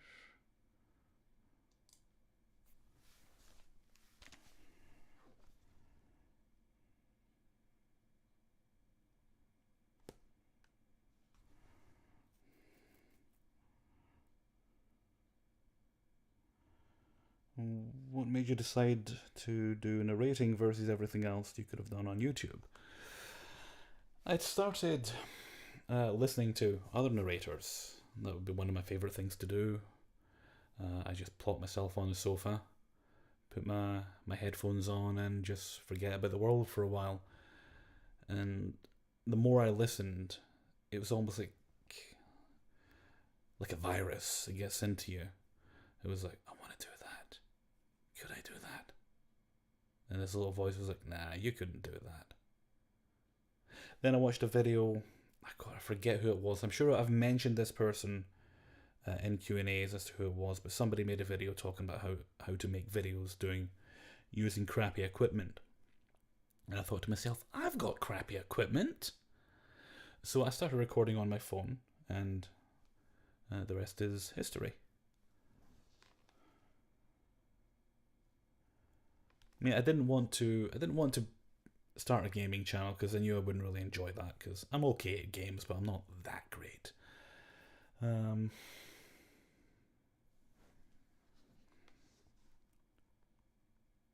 I figured it wouldn't be very entertaining watching me play through a game first time and basically spend hours upon hours upon hours trying to do something that should only take 5 minutes.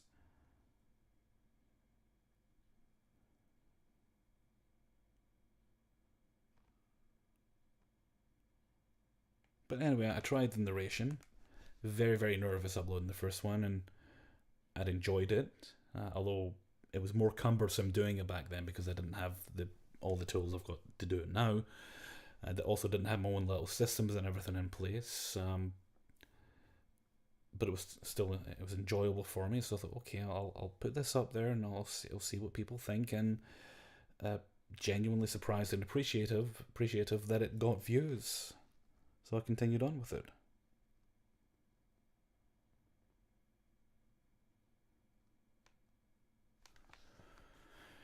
I forgot, what was I doing here? Oh yeah. Right, we were. Firstly, actually, let's.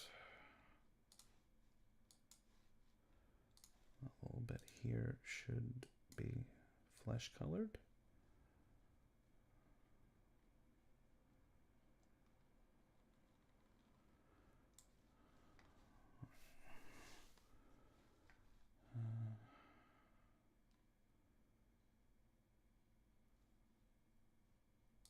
Wasn't that one actually?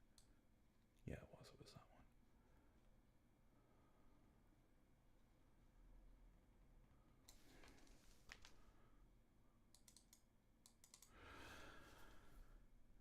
Right. And then we're back to that layer. Select the pink. Right, I'm trying to remember. I want this to be as faint as I did when I put the good ruddiness on the cheeks. So I'll be a little bit on the neck.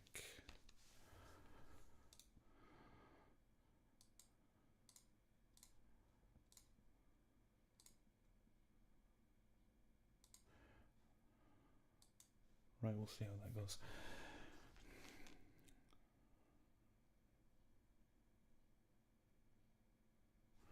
Right, now, like I did last time, we go into the blur. Gaussian blur.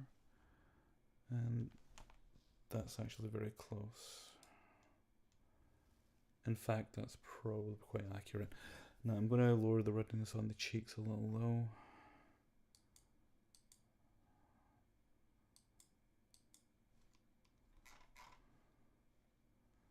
Well, that was layer.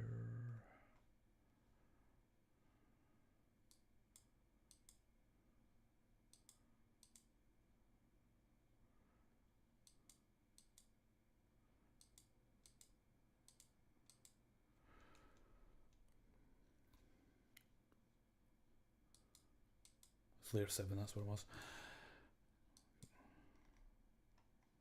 I think that's okay.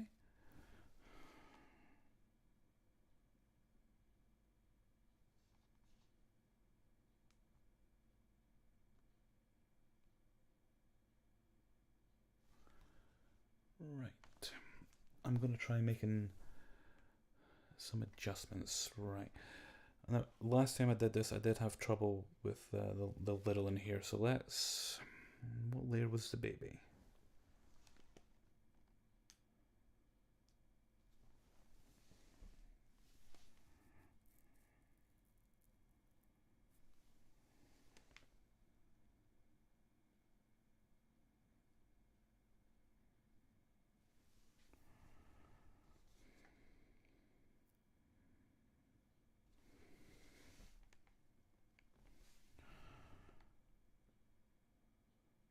That reminds me, I remember the first time this lady here, my mother, I gave her a DVD to watch. I was Interview with a Vampire, and she wanted to see it, and so I brought my DVD player down. I set it up for her before I left for work, and I thought, okay, this is what you do, you just press that button, that's fine.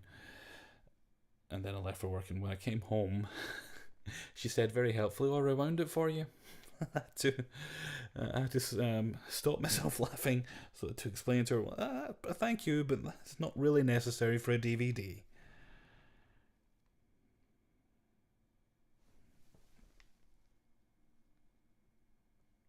It's almost 2 hours. I didn't realise it'd been that long. Right.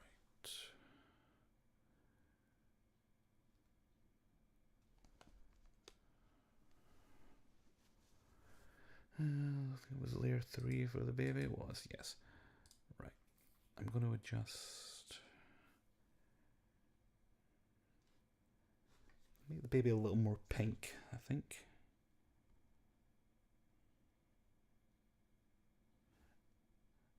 Simpsons 703. Hi, I like the variety of different kinds of stories. Thanks very much, Simpsons.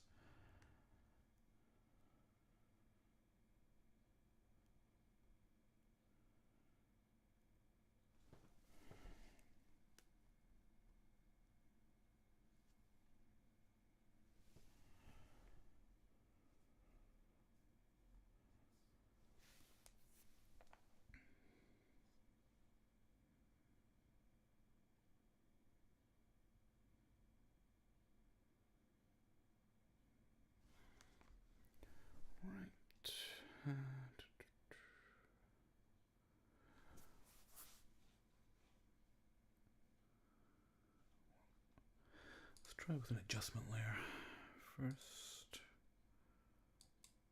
Right. And there we go. That's much better.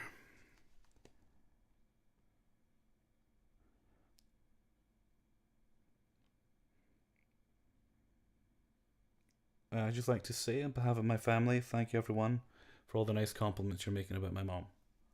My mum. Sorry, reading you all saying mom there, you you almost converted me.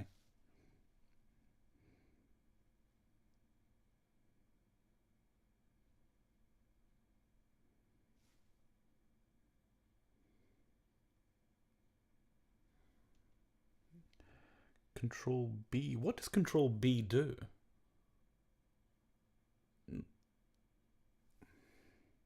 I don't think I've ever used that shortcut in Photoshop.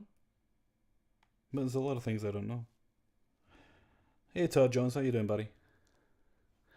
Right, now let's have a more sensible skin tone on the little one, eh? Right, let's try saturation. And then we'll adjust, make things a little bit more pink. Oh, I think that might do it.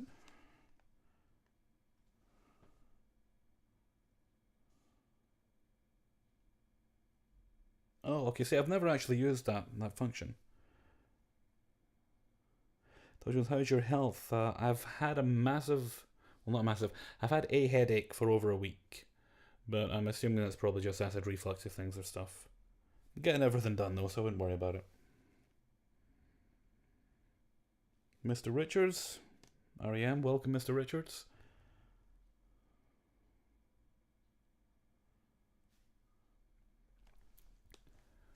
Right, I'm quite happy with the baby skin tone. Perfect, but not bad. I'll do a little bit more work to my mum's skin tone though. Right, I'm happy with that, so I'm going to merge that down. We're okay there.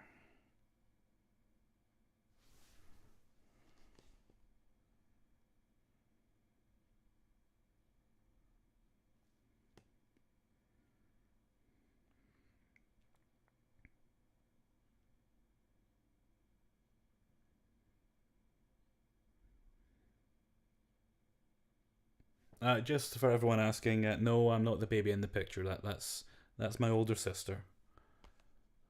I did not even exist when this picture was taken. I wasn't even a thought.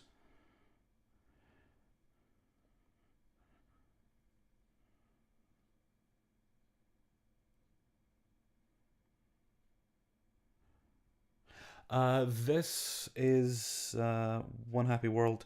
This is the latest version. I got the Creative Cloud just because of everything that's in it. Financially, it was just more practical. It was just more practical for me to get the full Creative Cloud suite. So I generally keep things up to date.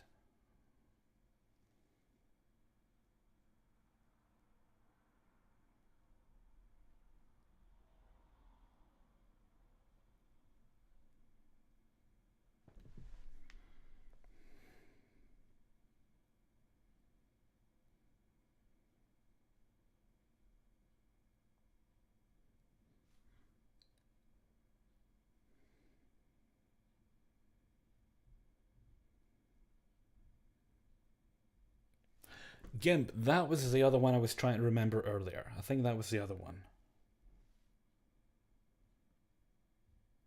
Yeah, Photoshop, it can be quite expensive. I think, and annoyingly, you can't even buy the software anymore.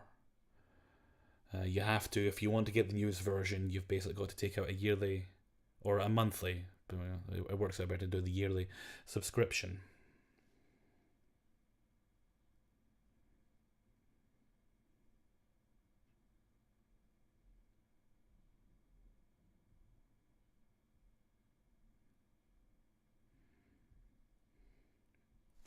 Hopefully they change their minds and they make it available to purchase again at one point. But until then, I'll have to just go with the yearly subscription. Right, I was going to make some more adjustments to here. Right, so we'll put an adjustment layer on here. Then once I've got that to a place I'm happy with, I'll do adjustment layers on the whole thing. I'm actually going to lower. I'm going to make that right. I'll fade that a little more. Then once I'm done with the skin tones, I'll work on the robe a little more. I'm not sure I'm happy with that colour. I might make it maybe a pale pink. Then again, did my mum like pink? I know she hated red. Specifically, she hated red cars.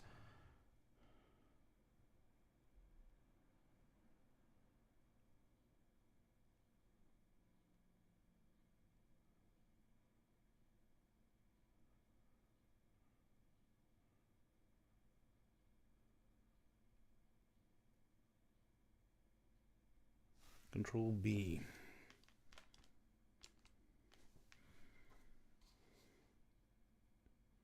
Well, Control B brings up color balance.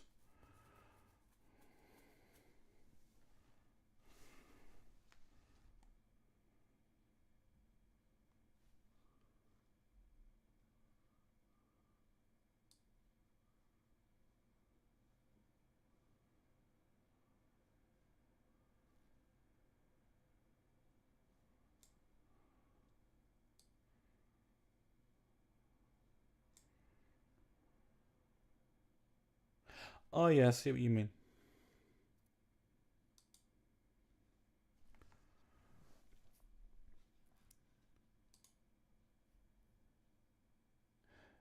Oh, that's actually better than what I was doing, actually. So let's try that for the skin tone, see what it does. B.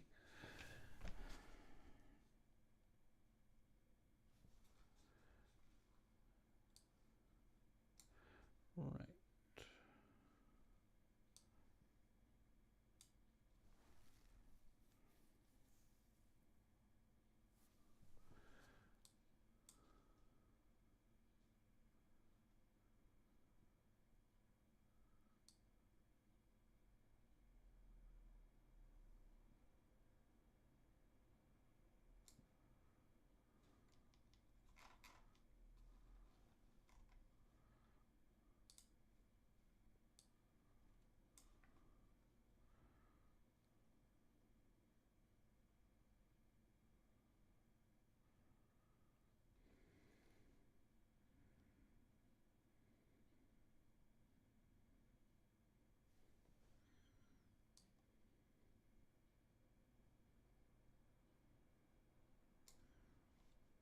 Okay, behave yourself.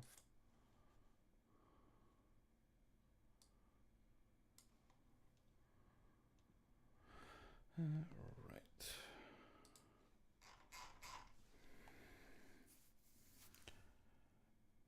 Carla, bye, Carla. Thanks for stopping by. On the Mandela effect. Uh, a lot of the Mandela effect things can be explained away. Like the Shazam thing. That was obviously just the film Kazam with a different actor. And there was one the other day, I can't remember what it was. But somebody had asked a question. I thought, nope, nope. Oh, that's what it was. There was one that someone suggested as a Mandela effect. It was Ashley Olsen. They seem to think she just pops up out of nowhere and explain, in my opinion, of course, that well, more likely it was just that her sisters were very popular, very successful, and while she might have wanted to be an actress, it was probably advisable that she hold off for a while, because if she had, she'd just have been living in their shadow. But when her sisters they kind of stepped out of the public eye for the most part, she was able to begin her own career, and she's had quite successful because she's quite a good actress.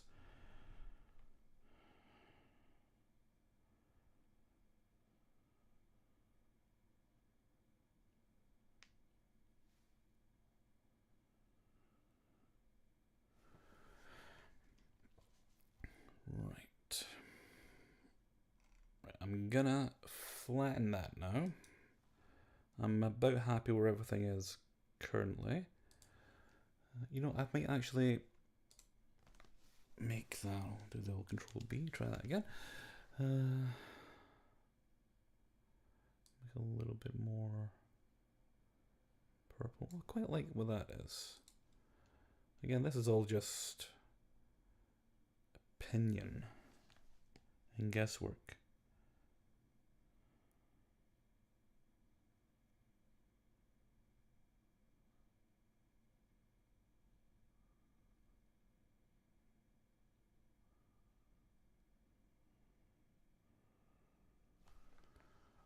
I'm going to flatten this.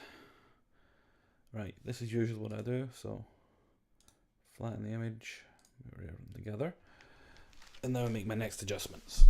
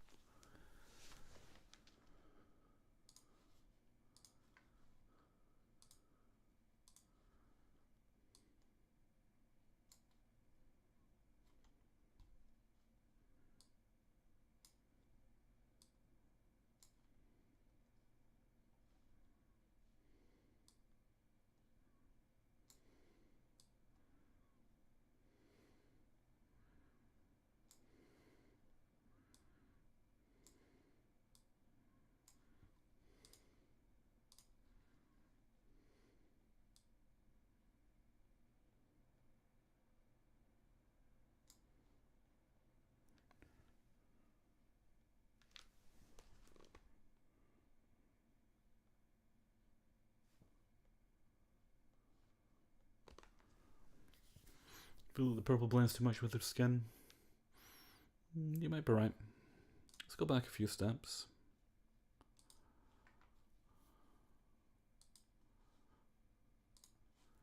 And I'll try my old faithful here.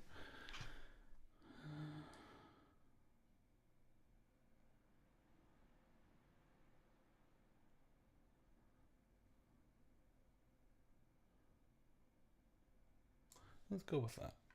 Subtle bit. There we go.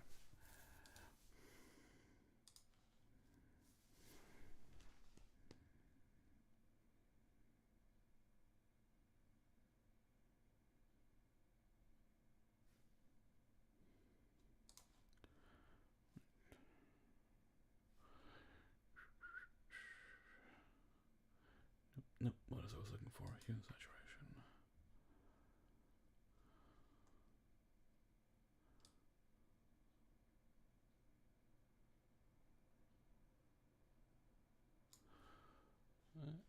Maybe a little bit much.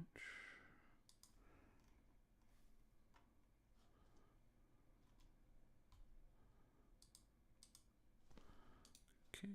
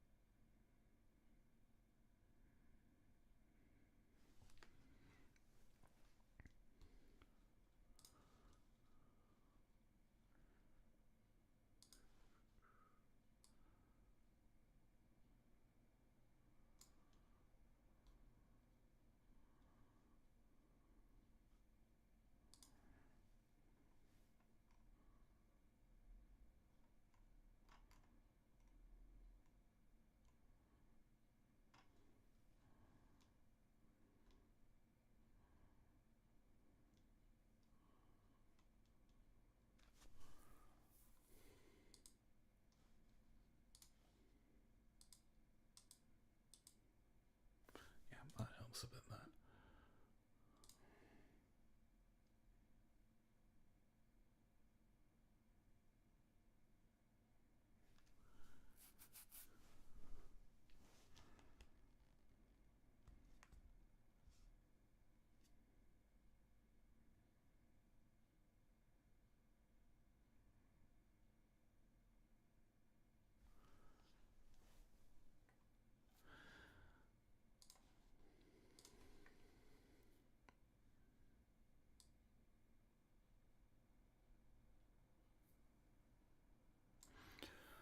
Right, I'm inclined to leave it about there. I'm not 100% happy with the skin tone in this though, but I might take another shot at it later.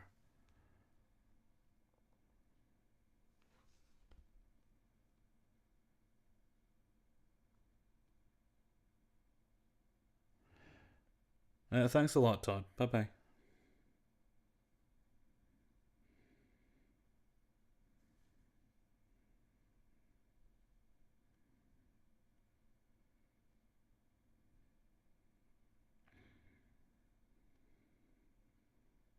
Yeah, thankfully I've never had the shingles.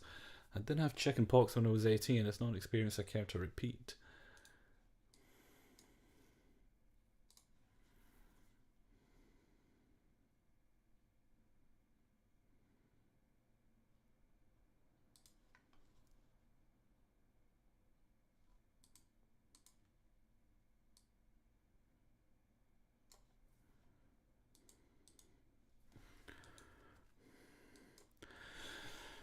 Right, I think I'm going to leave it there for now. So let's compare it to the other one. That's my first attempt. I think the skin tone's a bit better now, but it's a lot more dull. That's maybe a little too bright, actually. Let's lower the brightness a bit.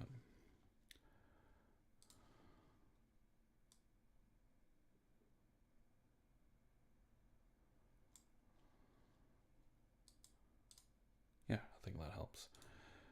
And that actually improves the skin tone a little bit.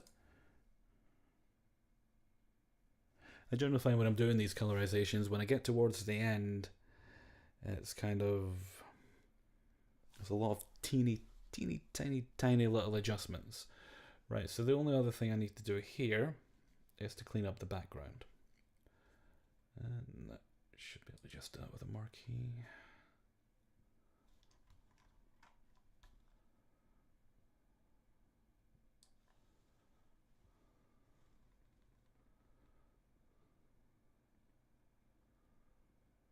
Okay.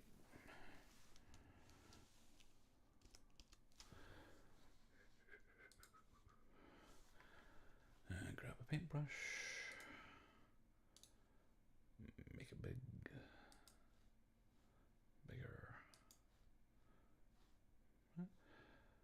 And set that to white.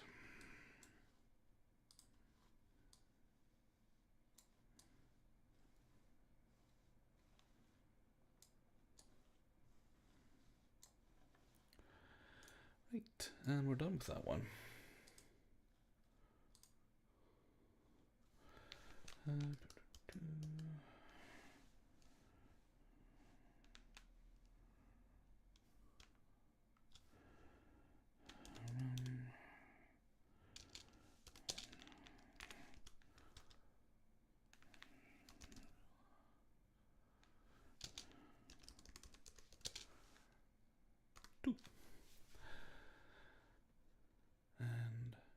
save.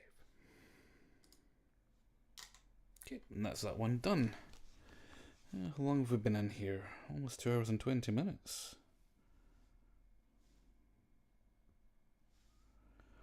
Too fast. 2 hours I was at it.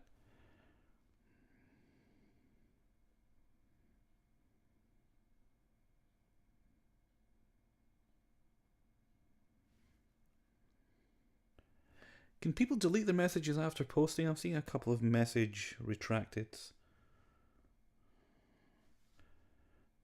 I'll just assume you were saying things that were obscenely rude.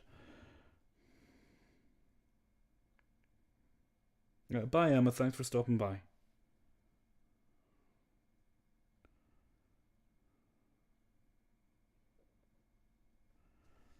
Right, I'm probably going to go soon, but I think I'm going to start another one.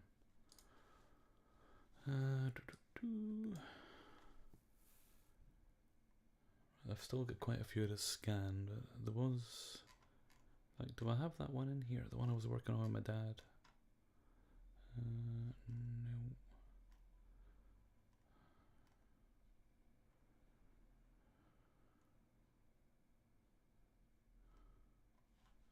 Yeah, I think that's it there. There we go. This is already a work in progress, this one.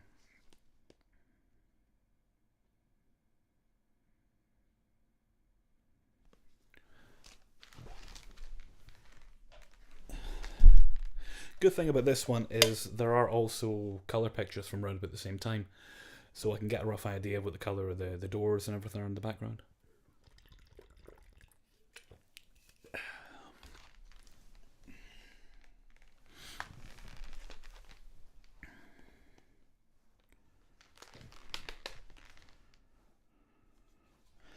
Do I have a bot? I think I set it not to censor messages, but I'll check the settings for the next one.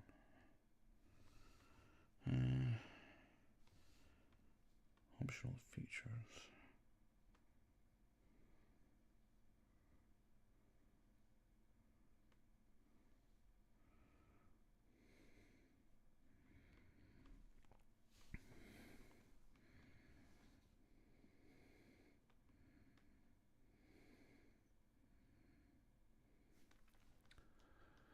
Ah yes, fine sideburns run in this family. I think what I'm going to do to this, actually, before I make any other adjustment, I'm going to turn all the colour layers off, and I'm going to make a few little reparations to here. The colour can go away. Oh, now the dog's black and white. Dog's name was Shane, if anyone was wondering. I'm not sure how old my dad was here. Maybe his late teens.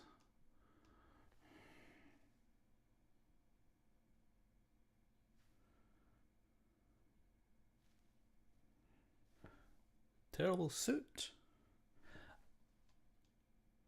I'm not sure if that's something he wore casually, if that's something he wore maybe when he was working. I know when he was in his teens, he did work in a shop, or was it a supermarket or something.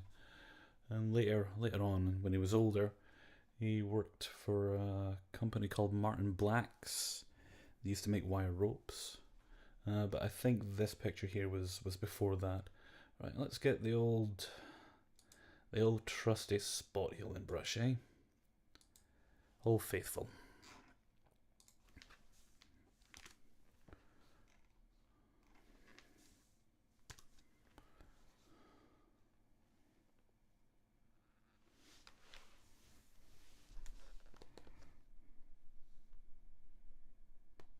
Nerve 1 to 2. Bye, Nerve. Thanks for stopping by. Yeah, this is Dad. Also John.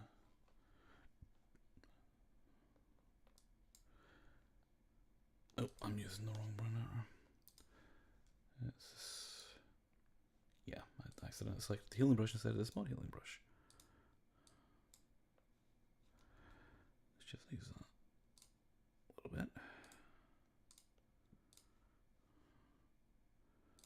Oh, that's much better.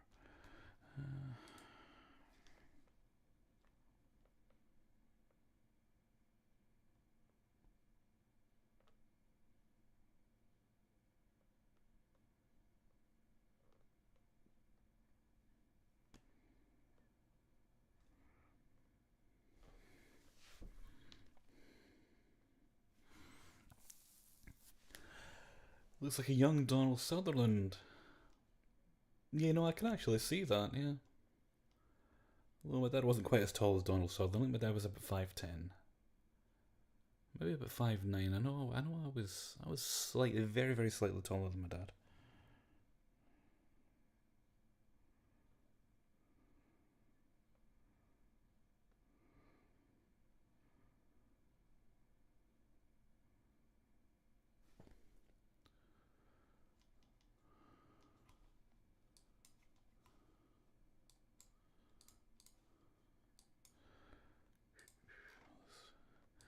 These little bits are a lot of little tedious work. I mean, there's things you can do that'll get rid of a lot of them quickly. And we'll apply that, but some of them you've got to remove manually.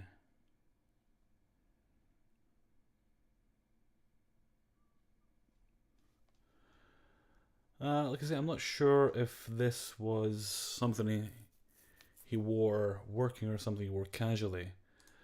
We can close that down. Should have a couple of others scanned from around about that time.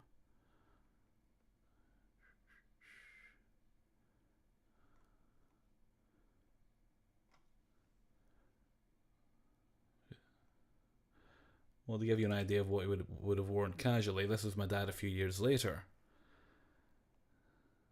Oh, I shouldn't have shown you that one. That's my uncle.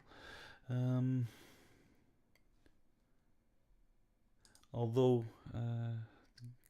give you an idea of how little fashions change, I think I have that one somewhere.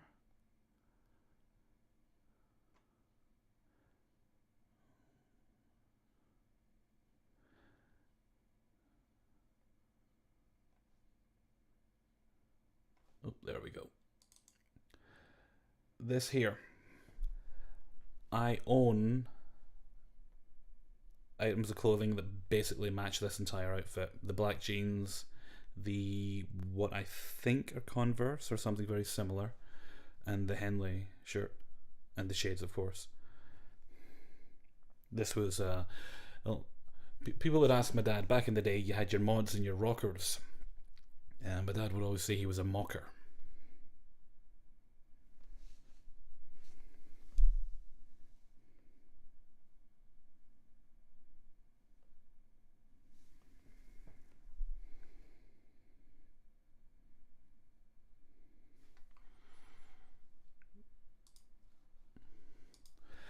That's a dog. Hang on, the lower right corner, someone was asking. Let me find you a better picture. cute fella he was. There we go.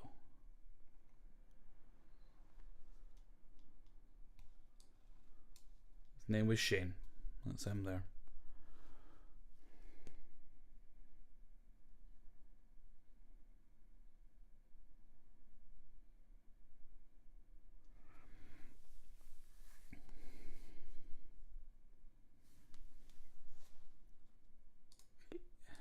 Back to it.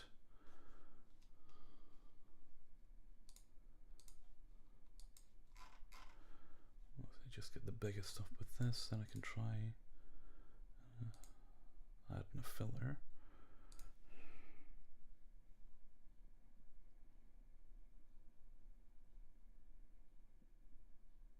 Goodbye, Aqua Blue. Thanks for stopping in.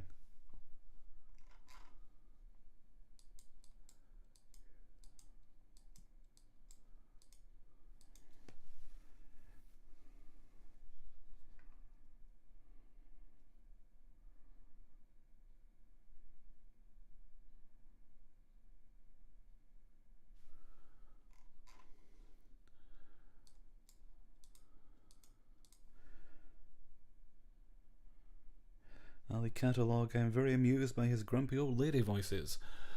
Oh well, when you work in retail for as long as I did, you meet many grumpy old ladies.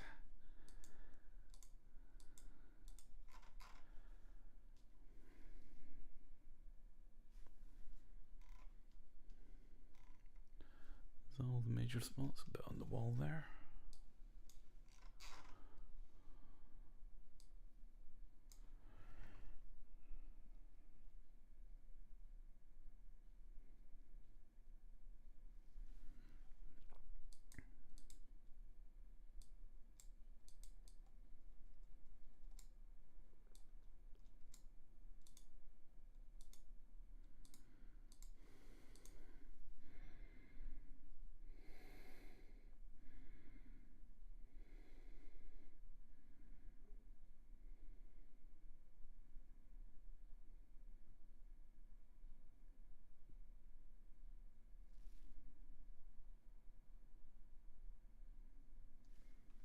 Bye, Paulette. Thanks for stopping in. I'm probably going to wrap it up myself in just a few minutes, I think. It's about 2.5 hours. And I was only planning on going about half an hour just to test things out. It just shows you how time can get away with you. I got quite involved in doing that picture of my mum. This one's mostly done, actually. There's just a lot of footery work with things in the background, really.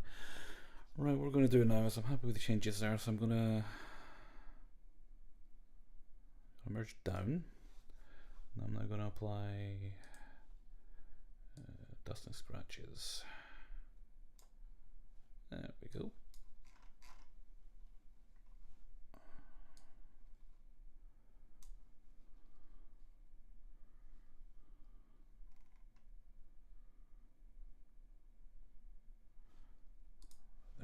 Okay. Make sure that's not too extreme a change. That's fine. And that helps out quite a bit with that. Right, let's start putting the colour back on.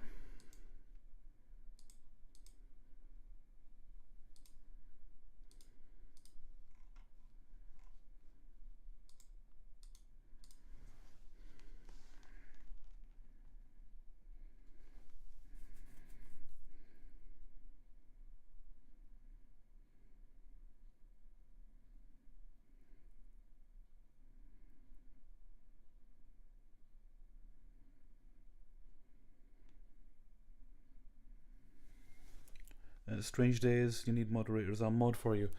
We'll see how it goes. I might need mods at some point, but I don't think anybody's been rude so far. And that red door's a bit too red, isn't it? Oh, there's that in there. Yeah. Let's just...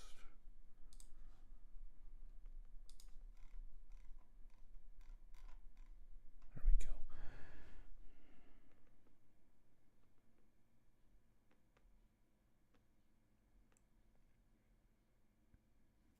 Yeah, a lot of people have been asking for the live stream, and it's not that I've not wanted to do it. It's just there's a lot of things I want to do. It's just I feel there's certain things I need to set up before I do them. So for the past few weekends, see, I wouldn't necessarily do a live stream on a day when I was making videos, because I'm very tired by the time I do the videos, and I usually just want to grab a bite to eat and vegetate in the living room or play some games or something. But I try to, usually between Thursday and Friday, I get my weekend videos done, so for the most part that keeps a good chunk of my weekend free. So I figured if I was going to do it, today would be the best day to start.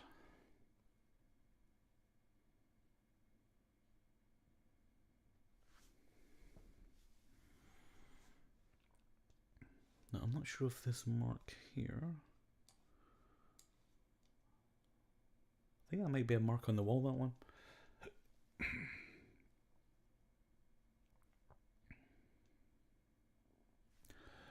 No, that shirt is definitely white. In fact, I do have a color picture. Not that one. That one's a little. There we go. And you can see shirt's white. The undershirt is kind of a brown color though.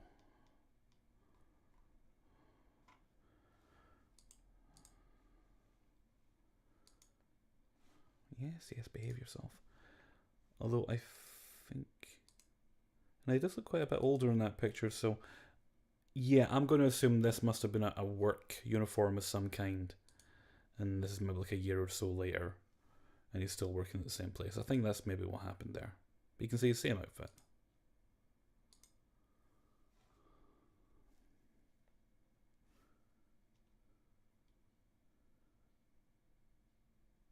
I actually see quite a bit of my nephew at that age in there.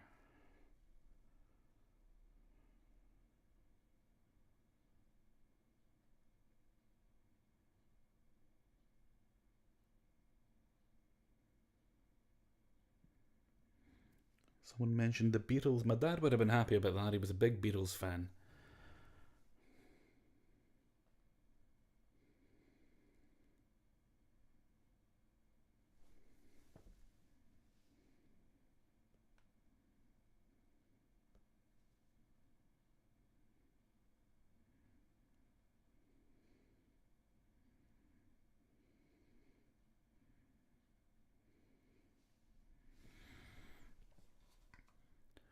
Right. I think I'm gonna wrap it up there. That's about 2.5 hours so far. You've all been lovely. I was a bit nervous doing the first stream, but you've made it quite pleasant. Don't know what I'll do for the next one. I might continue on with some other pictures because I've got lots of family pictures still to scan. Some of them need repair. Some of them need to be colorized. So I might do it on stream and you guys can keep me company while I work. So until next time, thank you very much for listening and take very good care of yourselves.